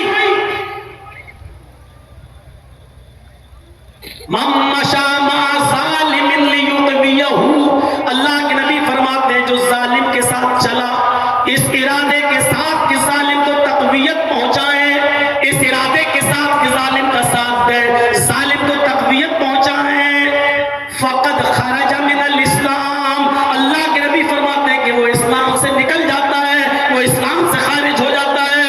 हम गौर करें कितने ऐसे मौके हैं जो हम अपने जालिम दोस्त का साथ देते हैं।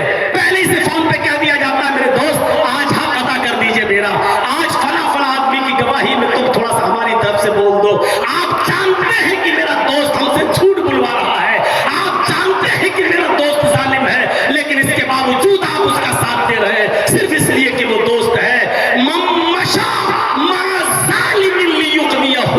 अल्लाह के नबी फरमाते हैं जो जालिम के साथ खड़ा हुआ इसलिए कि उसको ताकत पहुंचाए, उसका साथ दे, फकद खरज मिनल इस्लाम, वो इस्लाम से खारिज हो जाता है। और इसीलिए इमाम कायनात ने फरमाया उनसुर अखाका ज़ालिमन व मज़लूमन, अपने भाई की मदद करो चाहे वो जालिम हो या मजलूम हो, अपने भाई की मदद करो चाहे वो जालिम हो या मजलूम हो। सहाबा ने कहा अल्लाह के रसूल मजलूम की मदद तो समझ में आती है, बेचारा जिस पर जुल्म होता है, लेकिन जालिम की मदद कैसे करें? जालिम की मदद जालिम की मदद का क्या माना है? हम जालिम की मदद कैसे करें? तो अल्लाह के नबी ने फरमाया जालिम को उसको जुल्म करने से रोक दो, यही उसकी मदद है। जालिम को जुल्म करने से रोक दो, यही उसकी मदद है। अल्लामा ज़हबी की एक किताब है और बड़ी मशहूर किताब है, किताबुल कबाइर के नाम से। अल्लामा ज़हबी ने किताबुल कबाइर में एक वाक़या नकल किया है, उस वाक़े को जरा सुनिए मेरे भाइयों। कि एक शख्स ने दरिया के किनारे एक मछली का शिकार किया, मछली थोड़ी बड़ी थी, उसको खुशी हुई कि ये मछली मेरे पास आ गई, चलो आज हम कसीरुल अयाल हैं, हमारे बच्चे ज्यादा हैं, तो हमारे बीवी बच्चे आज इसी मछली को खाकर आज आपकी रात अपनी भूख मिटाएंगे और आराम से सो जाएंगे। वो मछली को लेकर आ रहा था, रास्ते में किसी जालिम शख्स ने अपने साथियों के साथ मिलकर उस मजलूम से उस मछली को ले जाने वाले से कहा कि ये मछली मुझे दे दो। उसने कहा भाई मैं दरिया से पकड़ के लाया हूं और मेरे ज्यादा बच्चे हैं और मेरे पास कोई चीज नहीं है खिलाने के लिए, मैं तुम्हें कैसे दे दूं? उसने कहा दे रहा है या नहीं? ज्यादती की तो इस शख्स ने कहा भाई अगर ले रहे हो तो इसकी कीमत दे दो, चलो हम कुछ सब्जी अब्जी या कोई और चीज लेकर अपने बच्चों को खिला देंगे। उन्होंने कहा चुप चुप।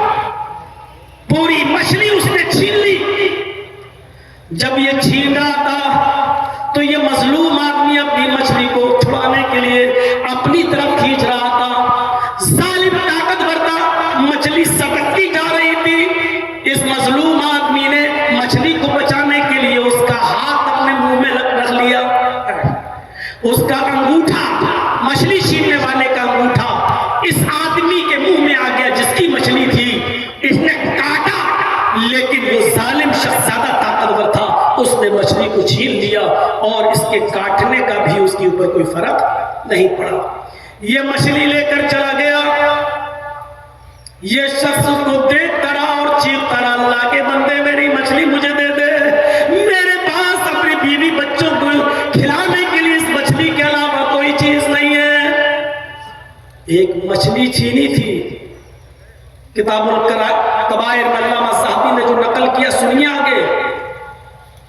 आए यतीमों, मिस्कीनों, पड़ोसियों और अपने भाइयों की जमीनों पर कब्जे करने वालों, अपनी बहन और बेटियों का हक मारकर खा जाने वालों, सुनो सुनो।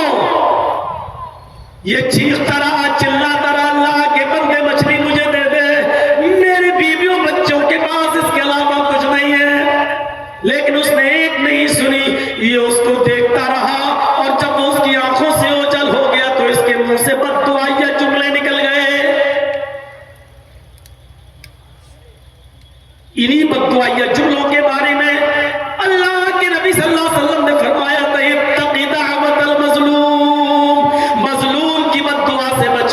इसलिए कि मजलूम जब दुआ देता है तो उसकी आवाज और अल्लाह के अर्श के बीच में कोई पर्दा नहीं होता। लैसा बैनहु व बैनल्लाहि हिजाब, उसके और अल्लाह के दरमियान फिर कोई पर्दा नहीं होता। डायरेक्ट अल्लाह मजलूम की आह को सुनता है, फिर इंसाफ करता है। उसके इंसाफ में देर जरूर होती है लेकिन अंधेर नहीं होता है, उसकी लाठी में आवाज नहीं होती है, और जालिम इसी दुनिया में अपना अंजाम देख लेता है। वो आदमी वहां से चला गया, इसके मुंह से बददुआइये जुमले निकले। उस जालिम ने अपने साथियों के साथ मछली खाई, पकाया खाया और गुलछर्रे उड़ाए और सो गया। रात को इसके अंगूठे में दर्द हुआ, किसी तरीके से इसने सुबह तक उसको रात काट ली और सुबह अपने इलाके के हकीम और तबीब के पास गया। उसने कहा भाई अंगूठा देखो मेरा। तबीब ने उस अंगूठे को देखने के बाद कहा इसमें तो इन्फेक्शन, जहर फैल रहा है, तुम्हारा अंगूठा तो ये सड़ गया है। उस जमाने में कोई एंटीबायोटिक ऐसी दवाइयां तो चलती नहीं थी कि चलो उसके जहर के असर को खत्म कर दो। अब यह अंगूठा तुम्हारा काटा जाएगा, अगर तुमने अंगूठा नहीं कटवाया तो यह जहर तुम्हारे धीरे धीरे पूरे हाथ में फैल जाएगा, पूरा हाथ काटा जाएगा। उसने अपने दोस्तों से, लोगों से मशवरा किया और मशवरा करने के बाद फिर यह हुआ कि अंगूठा ही कटवा दो, यही बेहतर है। फिर उसने उस तबीब के पास जाकर 2-4 दिन के बाद अपना अंगूठा कटवा दिया और मुतमईन हो गया कि अंगूठा कट गया, चलो अब जहर का असर खत्म हो गया। 4-6 महीने गुजरे थे कि अब उसके कटे हुए अंगूठे के बाद जो हिस्सा है वहां इसका दर्द शुरू हुआ, और दर्द से जब ये बेहाल हो गया तो फिर ये उसी तबीब के पास गया। वो उस इलाके का बड़ा तबीब माना जाता था। उस तबीब को उसने दिखाया, उसने कहा अफसोस तुम्हारा ऑपरेशन सही से नहीं हो सका, कुछ उनसुर उसका बाकी रह गया था। ये जहर तो तुम्हारे पूरे पंजे तक पहुंच चुका है, ये तुम्हारा पूरा पंजा काटा जाएगा। अगर तुमने पूरा पंजा यहां तक नहीं कटवाया पहुंचा तो ये पूरा हाथ में जहर फैल जाएगा और तुम्हारा हाथ यहां से काटा जाएगा। बेहतर है कि हाथ कटने से बेहतर है कि पंजा कटवा लो। उसने 2-4 दिन के बाद उसी तबीब के पास जाकर अपना पंजा भी कटवा दिया। मुतमईन हो गया कि अब मेरी हाथ कट गया, चलो कोई बात नहीं, अब तो मैं सही हो गया क्योंकि अब जहर का असर खत्म हो गया। 6-8 महीने गुजर जाने के बाद उसके पंजे के बाद वाले हाथ में फिर दर्द शुरू हुआ। उसने फिर तबीब को दिखाया, पता चला कि यह जहर यहां तक फैल गया, या कोहनी से तुम्हारा हाथ काटा जाएगा। उसने न चाहते हुए भी हाथ कटवा दिया, लेकिन 1 साल गुजर जाने के बाद ये फिर जहर यहां तक फैल गया। और जब कांधा कटने का नंबर आया तो कांधा को काट दिया गया यहां से उसका। लेकिन हकीम ने कहा कि मेरी सारी हिकमत यहां पर नाकाम हो जाती है, अब मैं कुछ नहीं कर सकता, तुम्हारा जहर फैलता जा रहा है। जबकि मैं उस हिस्से को काट देता हूं तो मुझे पूरी की पूरी बात बताओ कि तुम्हारा इस अंगूठे में दर्द कैसे शुरू हुआ, कब से शुरू हुआ, ताकि मैं उसकी असल जड़ तक पहुंच सकूं। इसने तो 2.5-3 साल का अरसा गुजर चुका था। इसने पूरा वाकया बताया कि मैंने एक गरीब आदमी से उसकी मछली छीन रहा था तो मेरा हाथ उसके मुंह में चला गया, उसने काटा, लेकिन मैं ताकतवर था, मैंने उससे मछली छीन ली। वो चीखता रहा, चिल्लाता रहा, लेकिन मैंने उसकी मछली उसको नहीं दी। इस हकीम ने कहा बस, जरूर उस मजलूम ने तुम्हें बद्दुआ दी है, अब कोई हिकमत मेरी काम नहीं आ सकती है। जब तक कि वो मजलूम तुम्हें माफ न कर दे कोई रास्ता नहीं है तुम्हारे इलाज का। मैं कांधा भी काट दिया लेकिन ये जहर तुम्हारे पूरे जिस्म में फैलेगा। अगर तुम अपनी जान बचाना चाहते हो तो किसी न किसी तरह उस गरीब और मजलूम इंसान को ढूंढो और तलाश करो और उससे अपनी माफी तलाफी करो। अगर वो तुम्हें माफ कर दे तो शायद अल्लाह भी तुम्हें माफ कर दे और तुम बच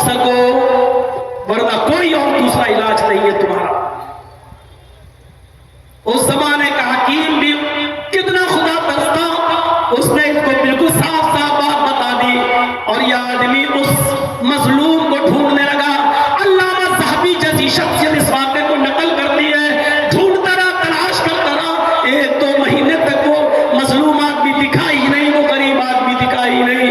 और उसके बाद अचानक 2 महीने के बाद उस मजलूम आदमी पर नजर पड़ती है, तो ये मजलूम आदमी के पैरों पे गिर जाता है, हाथ जोड़ता है। इसने कहा, अरे भाई मैं तो गरीब आदमी हूँ, तुम मेरे पैरों पर क्यों गिर रहे हो? उठो उठो, क्या बात है, मैंने तुम्हें पहचाना नहीं, तुम कौन हो?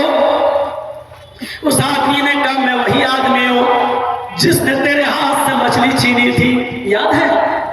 जब मैं छीन रहा था तो मेरा अपने दांतों में तुमने मेरे अंगूठे को रख लिया था और काटा था, लेकिन उसके बावजूद भी मैंने मछली छीन ली। तुम चीखते रहो, चिल्लाते रहे, लेकिन मैंने तुम्हारी एक भी नहीं सुनी।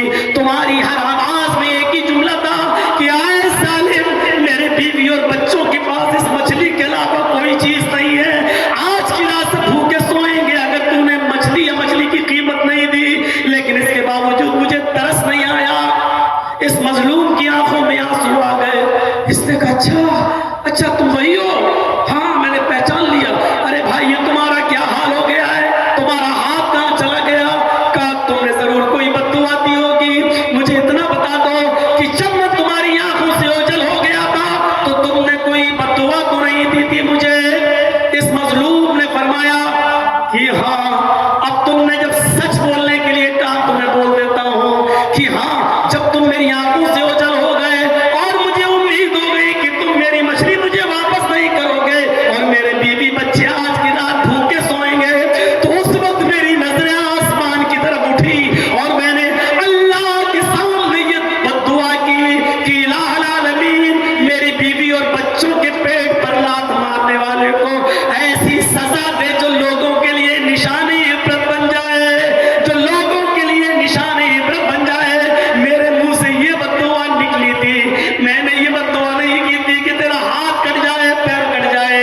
मैंने ये कहा था, अल्लाह ऐसे जालिम को वो सजा दे जो लोगों के लिए निशानी इबरत बन जाए। मुझे क्या मालूम था कि मेरी बद्दुआ कबूल हो जाएगी और तेरा ये हाल होगा। फरमाया, आए मजलूम शख्स मेरे भाई, अगर आज तुमने मुझे माफ न किया तो ये जहर मेरे पूरे बदन में फैल जाएगा और मैं मर जाऊंगा। जिस तरह तुम्हारी बीवी बच्चे उसी तरह मेरे भी बीवी बच्चे हैं। अल्लाह के लिए मुझे माफ कर दे।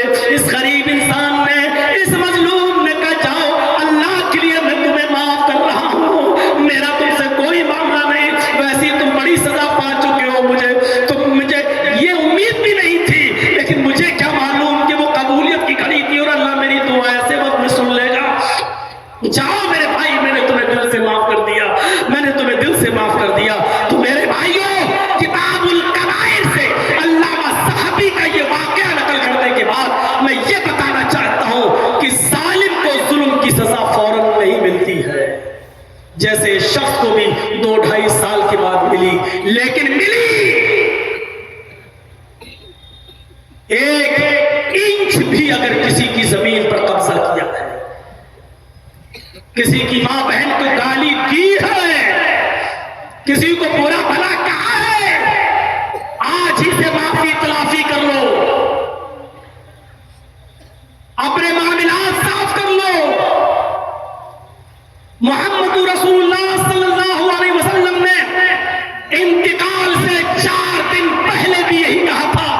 जिस दिन आपने ये कहा था कि मैं तुम्हारे दरमियान 2 चीजें छोड़कर जा रहा हूं, उससे पहले आपने ये भी कहा था कि अगर मैंने किसी को मारा हो तो आओ, वो मुझसे अपना बदला ले ले।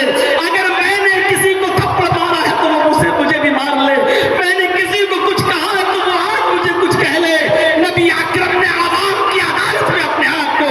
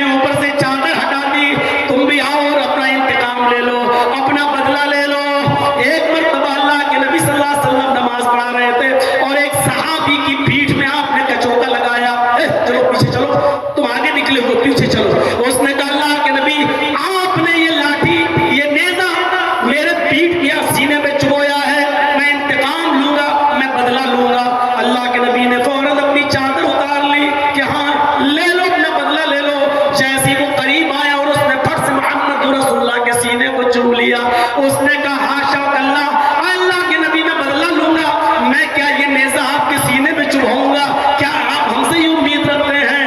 नहीं अल्लाह के नबी, मुझे तो आपके सीने का बोसा लेना था, इसलिए मैंने ऐसा ये चाल चली है, और ये एक तरीके से कहा जाए मैंने ये गेम खेला है, क्योंकि आप ऐसे चूमने नहीं देंगे, तो मैंने ऐसे ऐसे करके आपके चादर को हटवा कर आपका सीने का बोसा ले लिया। तो मेरे भाइयों, बताने का मकसद ये है कि आपने चादर उतार दी, लो अपना इंतकाम ले लो, अपने आप को बदले के लिए पेश। वो हस्ती जब कर सकती है तो हम और आप उनसे बड़े तो नहीं हैं, उनसे ऊंचा मकाम तो हमारा और आपका नहीं है, फिर हम और आप अपने आप को बदले के लिए क्यों पेश नहीं कर सकते, इंतकाम के लिए क्यों पेश नहीं कर सकते? तो ये है हुकूकुल इबाद की एक मुख्तसर सी वज़ाहत। उसके बाद सबसे पहली जो चीज बयान की है अल्लाह के नबी सल्लल्लाहु कुरान ने, वो है हुकूकुल इबाद में वबिल वालिदैन इहसाना, वालिदैन के साथ एहसान। इसमें कोई शक नहीं, तमाम बंदों में सबसे बड़ा हक बाप का, हुकूकुल इबाद में वालिदैन का। और इसीलिए नबी अकरम सल्लल्लाहु अलैहि वसल्लम से जब पूछा जाता था तो आप यही कहते थे कि सबसे बड़ा गुनाह शिर्क बिल्लाह, उसके बाद हुकूकुल वालिदैन, माँ बाप की नाफरमानी करना, माँ बाप को सताना, माँ बाप की नाफरमानी करना। एक मर्तबा तो आपने 3 बार फरमाया, बुखारी की रिवायत, अला उनब्बिउकुम बि अकबरिल कबाइरि सलासा, कुल्ला बला या रसूल अल्लाह, अल्लाह के नबी ने 3 बार कहा, लोगों क्या मैं तुम्हें सबसे बड़ा गुनाह न बताऊं? क्या मैं तुम्हें सबसे बड़े गुनाहों से बाखबर न कर दूं? अला उनब्बिउकुम बि अकबरिल कबाइर, ये बात 3 बार आपने कही। सहाबा ने फरमाया, भला या रसूल अल्लाह, क्यों नहीं? अल्लाह के नबी, हम जानना चाहते हैं कि सबसे बड़ा गुनाह क्या है, हमें बाखबर कीजिए, हमें बताइए कि सबसे बड़ा गुनाह क्या है। आपने फरमाया अश्शिर्कु बिल्लाह, अल्लाह के साथ किसी को शरीक करना, तो हुकूकुल वालिदैन, और माँ बाप की नाफरमानी करना, और माँ बाप की नाफरमानी करना, ये सबसे बड़ा गुनाह अल्लाह के नबी जनाब मोहम्मद रसूलुल्लाह सल्लल्लाहु अलैहि वसल्लम बयान कर रहे हैं। आप सोचिए कैसी औलाद है जो अपने माँ बाप को सताती है। एक सहाबी आए अल्लाह के नबी से, मैं बैत करूंगा जिहाद के लिए, आप सहाबा को जिहाद के लिए लेके जा रहे हैं, मैं भी जिहाद के लिए जाऊंगा। अल्लाह के नबी, क्या मैं चलूं? आपने उससे सवाल किया, अहय्युल वालिदात, क्या तुम्हारे माँ बाप जिंदा हैं? अहय्युल वालिदात, क्या तुम्हारे माँ और बाप दोनों बाहयात हैं? उसने कहा हाँ। अल्लाह के नबी, मेरी माँ भी जिंदा है, मेरे बाप भी जिंदा है। आपने फरमाया फफीहिमा फजाहिद, जाओ इन दोनों ही की खिदमत करो, इन दोनों की सेवा करो, इन दोनों का कहा मानो, इन दोनों की इताअत करो, यही जिहाद है और तुम्हें जिहाद का सवाब मिलेगा। गौर करो मेरे प्यारे साथियों, अंदाजा लगा सकते हैं आप माँ बाप का मकाम और माँ बाप का दर्जा क्या है। हजरत मुआज़ इब्न जबल फरमाते हैं कि औसानी रसूलुल्लाह सल्लल्लाहु अलैहि वसल्लम बिअशरि कलिमात, कि मुझे मेरे नबी मोहम्मद रसूलुल्लाह ने 10 बातों की नसीहत मुझे फरमाई, 10 बातों की वसीयत फरमाई, और 10 बातों में पहली बात ये थी, आपने फरमाया आए मुआज़ इब्न जबल, ला तुशरिक बिल्लाहि शैअन इन कुतिलता हुर्रता, आए मुआज़, अल्लाह के साथ कभी किसी भी हाल में किसी को शरीक मत करना। इन कुतिलता हुर्रता, अगर तुझे कत्ल कर दिया जाए, अगर तुझे जला कर राख कर दिया जाए, तुझे जला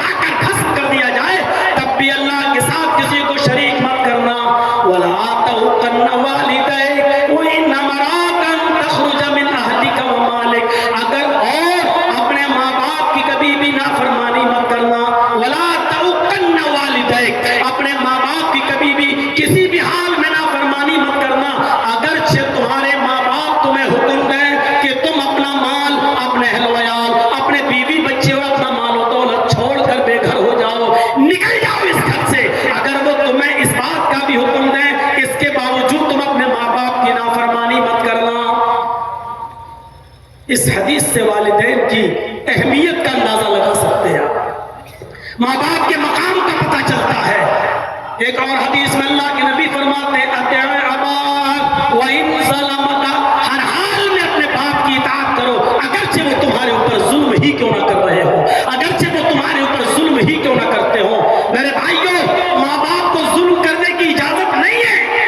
माँ बाप को भी हुक्म है कि अपनी औलाद के साथ इंसाफ करें।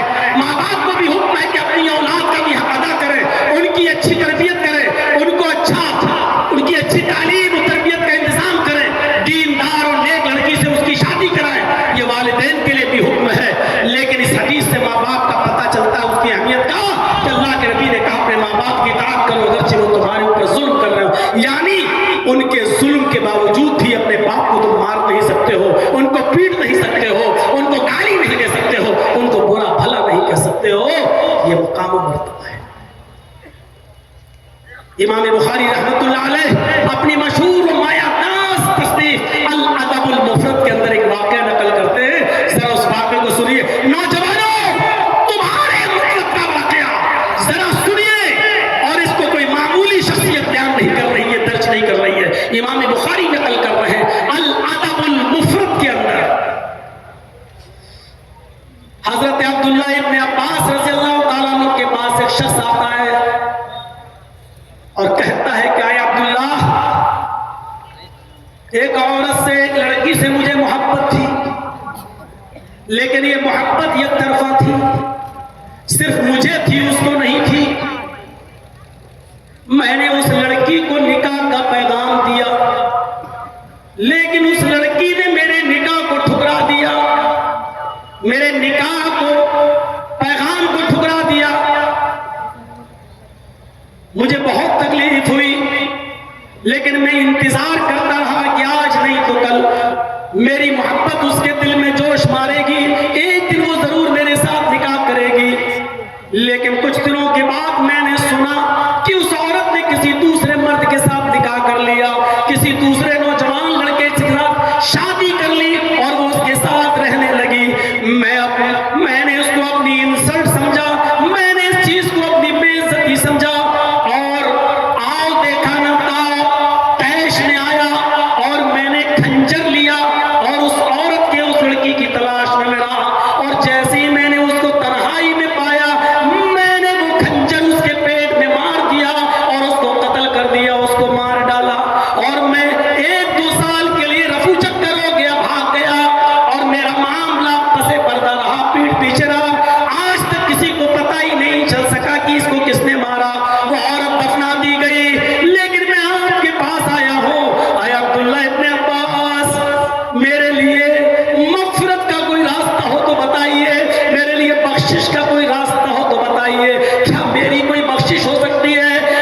मेरी कोई बख्शिश की उम्मीद है? क्या कोई है ऐसी दुआ, क्या है कोई ऐसा अमल जिसको मैं करूं और मेरी बख्शिश हो जाए? अब्दुल्लाह इब्न अब्बास रज़ियल्लाहु ताला अन्हु ने उससे पूछा,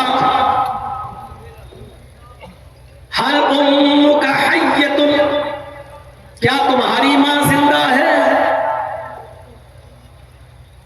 क्या पूछ रहे हैं? क्या तुम्हारी मां बाहयात है? क्या तुम्हारी मां जिंदा है? उसने कहा नहीं। कहा तुम्हारी मां नहीं है? कहा नहीं। कहा अच्छा जाओ, तौबा करो, इस्तिग़फ़ार करो, रो रो कर अपने गुनाह की माफी मांगो, शायद अल्लाह को रहम आ जाए और अल्लाह तुम्हें बख्श दे, अल्लाह तुम्हारी मग़फ़िरत फरमा दे। हो सकता है वो बख्श दे, गफूर रहीम है। जब वो चला गया तो एक दूसरे साहबी ने अब्दुल्लाह इब्न अब्बास से पूछा, आए अब्दुल्लाह इब्न अब्बास, उस आदमी ने एक औरत का कत्ल किया है, और जब उसने पूछा कि मेरी मग़फ़िरत की, क्या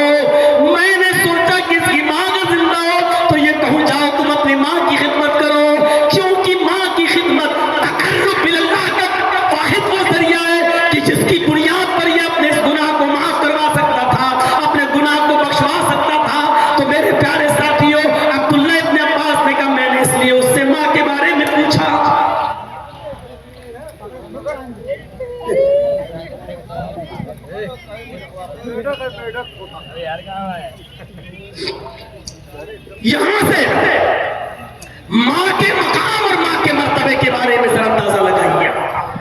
इमाम बुखारी नकल कर रहे हैं अल अदबुल मुफरद के अंदर क्या कह रहे हैं कि अब्दुल्लाह इब्न अब्बास ने कहा मैंने इसलिए मां के बारे में पूछा तुम्हारी मां जिंदा है कि मां के साथ अच्छा बर्ताव करना, उसकी खिदमत करना, उसकी इताअत करना, उसकी बात मानना और उसकी खिदमत ये वाहिद वो जरिया है जो अल्लाह के बहुत करीब कर देता है।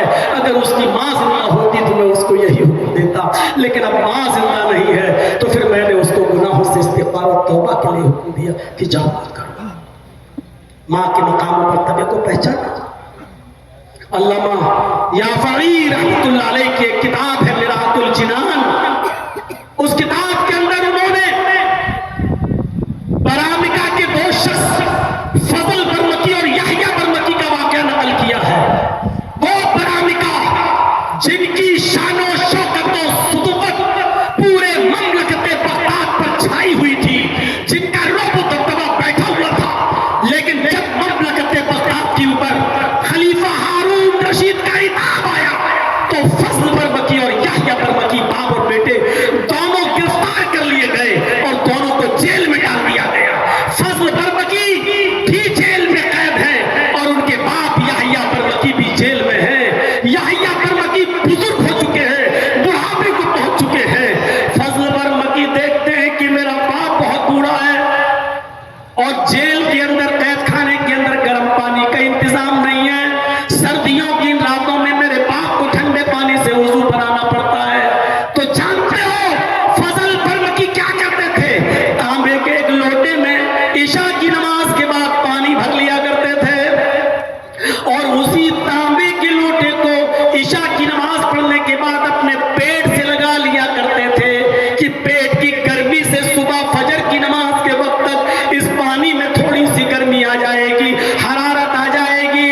रात भर वो जागा करते थे, सोते नहीं थे कि फजर की नमाज के वक्त मैं अपने बाप को कदरे गर्म पानी दे दूं, लेकिन जेल में गर्म पानी का इंतजाम नहीं था और उनको दिया भी नहीं जाता था। इसलिए फजल बरमकी तांबे के लोटे को अपने पेट में लगा लिया करते थे और ईशा की नमाज से लेकर फजर तक पेट की गर्मी से उस पानी को थोड़ा बहुत गर्म करते थे। सुबह तक थोड़ी सी हरारत उसमें आ जाया करती थी, फौरन वो पानी अपने बाप को पेश कर दिया करते थे और उस पानी से वुजू बनाकर उनके बाप यहया बरमकी अपने बेटे को दुआ दिया करते थे।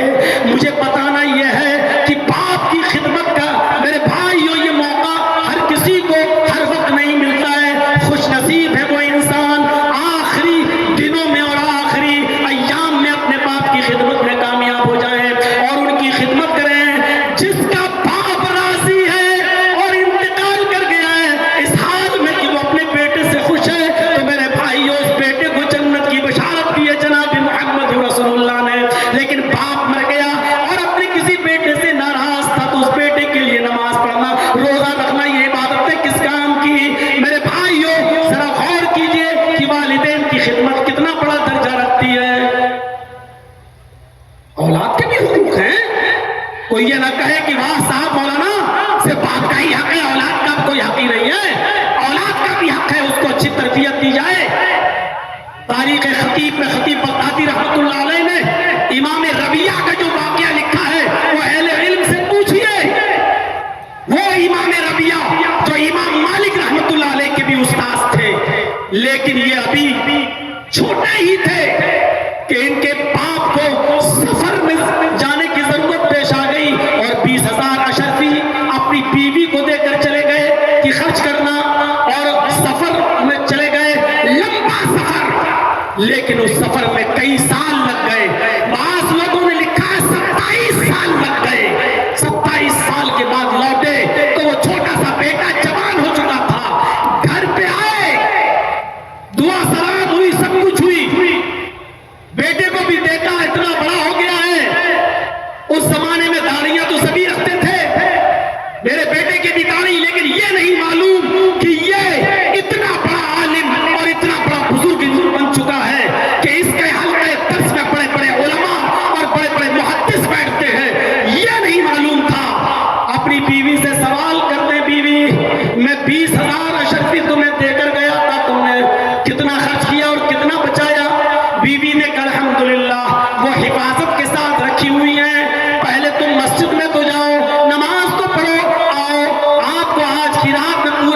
हिसाब दे दूंगी और सब कुछ बता दूंगी। ये इमाम रबिया के बाप जब मस्जिद में जाते हैं, अपने बेटे को देखते हैं कि तमाम बड़े बड़े उलमा उसके इर्द गिर्द बैठे हुए हैं और उससे दर्स हासिल कर रहे हैं, उससे सीख रहे हैं, उनको अपने कलम से नोट कर रहे हैं, जो बयान वो दे रहा है उसके पॉइंट्स नोट कर रहे हैं, उससे मुआनिका कर रहे हैं, मुसाफा कर रहे हैं। ये तो बहुत बड़ा आलिम दीन बन गया है, बहुत बड़ा आलिम है। अपने बेटे को देखकर उनकी खुशी का समा ठिकाना नहीं रहा। जब शाम को अपने घर आते हैं और अपनी बीवी से जिक्र करते हैं, अल्हम्दुलिल्लाह मेरा बेटा तो बहुत बड़ा आलिम है, बहुत बड़े बड़े उलमा उससे दर्स लेने आते हैं। जैसे ही बयान किया तो उसकी बीवी ने कहा, हाँ आए रबिया के अब्बू, आपको मालूम होना चाहिए कि आप जो 20,000 अशरफी मुझे दे गए थे, वो अशरफी मैंने आपके बेटे की तरबियत में, उसको पढ़ाने लिखाने में मैंने खर्च किया है। अब बताइए आपको वो 20,000 अशरफी ज्यादा महबूब है या आपका ये बेटा जो मैंने पाल पोस कर और पढ़ा लिखा कर उसको इतना बड़ा आलिम बना दिया। इमाम रबिया के वालिद कहते हैं, नहीं मेरी बीवी, मुझे कोई शिकायत नहीं है, वो 20,000 अशरफियां मेरे लिए कोई हैसियत नहीं रखती है। तुमने मेरे बेटे की जो तरबियत की है वो काबिल दाद है, उसका एहसान अदा नहीं कर सकता। तुम नहीं जानती हो मेरी बीवी, तुमने मुझे कितना बड़ा तोहफा दिया है। तो ऐसी माएं थी। आज की माएं क्या सिखा रही हैं अपनी बेटियों को? वो यूट्यूब पर देख लो, इंस्टाग्राम पे, टिकटॉक पर डांस करते हुए और नाच करते हुए, और ये फख्र महसूस करती हैं आज की माएं कि देखो मेरी बेटी कितना बड़ा कारनामा अंजाम दे रही है, कितना बड़ा कारनामा अंजाम दे रही है। माले हराम खाओगे तो ऐसी औलादें पैदा होंगी। इमाम रबिया के बेटे की तरह नहीं, इमाम रबिया की तरह नहीं मेरे भाइयों, ऐसी औलादें पैदा होंगी जो टिकटॉक पर डांस करेंगी और इंस्टाग्राम पर बगैर दुपट्टे के शॉर्ट कपड़ों में वीडियो बनाएंगी। ऐसी औलादें पैदा होंगी और आज हमारा मुआशरा ऐसी औलादों को देखकर खुश भी होगा। मेरे भाइयों, हजरत यूसुफ अलैहिस्सलाम के ऊपर कैसा जमाना गुजरा है। कुएं में फेंके गए, निकाले गए, मिस्र के बाजार में बेचे गए, बादशाह मिस्र ने खरीदा, फिर वो वहां परवान चढ़े, बालिग हुए, बादशाह मिस्र की बीवी ने उनके ऊपर गलत नजर डाली और उसके बाद उनको अपने खल्लक़तिल अब्वाब, सारे दरवाजे बंद कर दिए, उनको अपनी तरफ बुलाया, माइल किया, लेकिन वो बचे रहे, उनके शिकंजे में नहीं आए। दरवाजा खुला तो सामने बादशाह खड़ा है, इल्जाम लगाया, जेल में गए, 7 साल की सजा जेल में भुगती, बिल आखिर मिस्र के बादशाह भी बनाए गए। गौर करो, इतने मरहलों से गुजरे और यहाँ बाप याकूब का हाल यह है कि अपने बेटे की जुदाई में रोते रोते, आंसू बहाते बहाते नाबीना हो गए। अल्लाह के सामने फरियाद करते रहे, अल्लाह मेरा बेटा, अल्लाह मेरा बेटा। एक लंबी मुद्दत के बाद जब यूसुफ अलैहिस्सलाम बादशाह बनाए गए तो उन्होंने अपना एक कासिद भेजा अपने बाप के पास और अपनी कमीज देकर भेजा कि ये मेरे बाप याकूब को दे देना, वो सब कुछ पहचाने जाएंगे।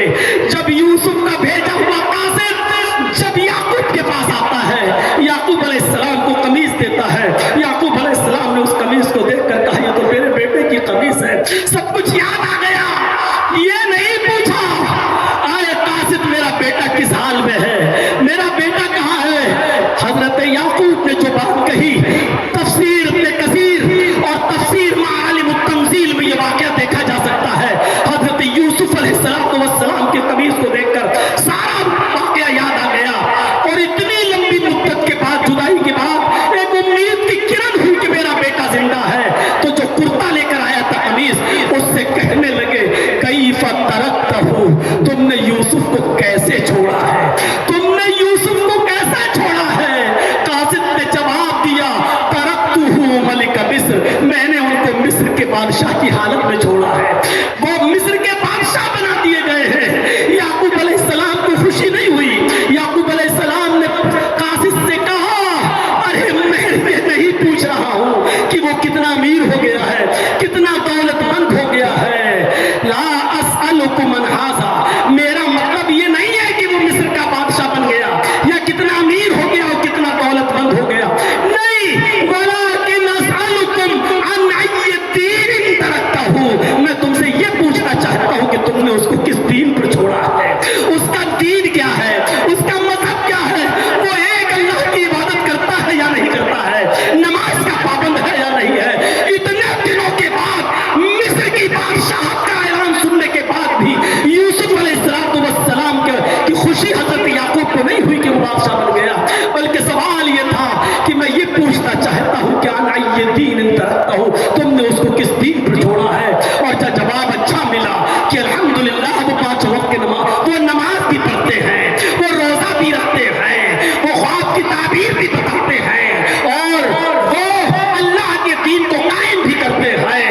ये सारी चीजें बताई गई, तब उनको खुशी हुई।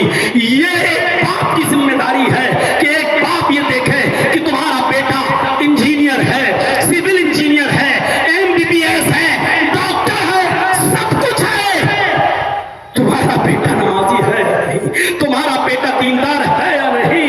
हजरत इब्राहिम अलैहिस्सलाम ने जब अपनी औलाद को, इस्माइल को और हाजरा को जब बेआबो गया वादी में छोड़ा और जब चले गए दूर, तो यही कहा, रब्बी इन्नी अस्कनतु मिन ज़ुर्रियती बिवादिन गैरि ज़ी ज़रा रब्बना लियुक़ीमुस्सलाह। ऐ अल्लाह, मैंने अपनी बीवी बच्चों को, अपने अपनी आल औलाद को, ऐ अल्लाह, मैंने एक गैर ज़ी ज़रा, एक बियाबान वादी के पास छोड़ा है। रब्बना लियुक़ीमुस्सलाह, ऐ अल्लाह, मैंने वहां इसलिए छोड़ा ताकि वो नमाज कायम करें, ताकि वो नमाज के पाबंद हो जाए। एक बाप की जिम्मेदारी यह है।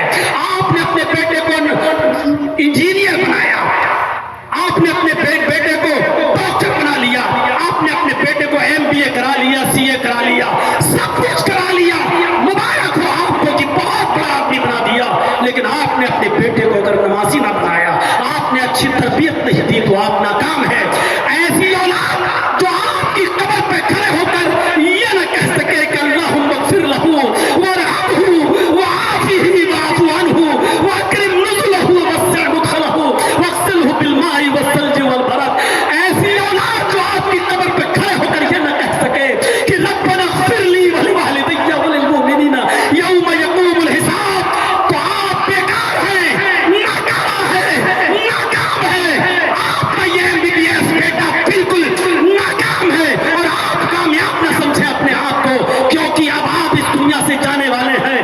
मैंने अपने बाप की मौत को जितने करीब से देखा है, शायद किसी बेटे को इतने करीब से देखने का मौका मिला हो कि आखिरी वक्त है, मुझे पकड़े हुए हैं मेरे बाप, और मुझसे मैंने कहा कि मैं थोड़ा सा भी चाहता हूं, घर तक होके आता हूं, हाथ नहीं छोड़ रहे हैं। मैंने कहा आवाज बंद, कोई चीज उनकी जबान से नहीं निकल रही।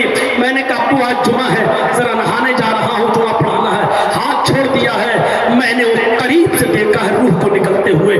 मेरे प्यारे साथियों, मेरे भाइयों, वो बाप कितना खुशनसीब है कि जो ऐसी औलाद को छोड़ के जाए जो उसके लिए दुआ करे, क्योंकि अल्लाह के नबी ने यही तो फरमाया था कि इंतकाल के बाद अमल का सिलसिला मुनक़ता, इज़ा मातल इंसान फनक़ता अन्हु अमलुहु, सारे अमल का सिलसिला मुनक़ता इल्ला बिस्सलास, सिर्फ 3 चीजें, इल्ला बिस्सदक़तिन जारिया, सदका जारिया, और उन 3 चीजों में एक नेक औलाद जो अपने बाप के लिए दुआ करे। यहाँ खड़े हैं जितने लोग बैठे हैं, क्या उनको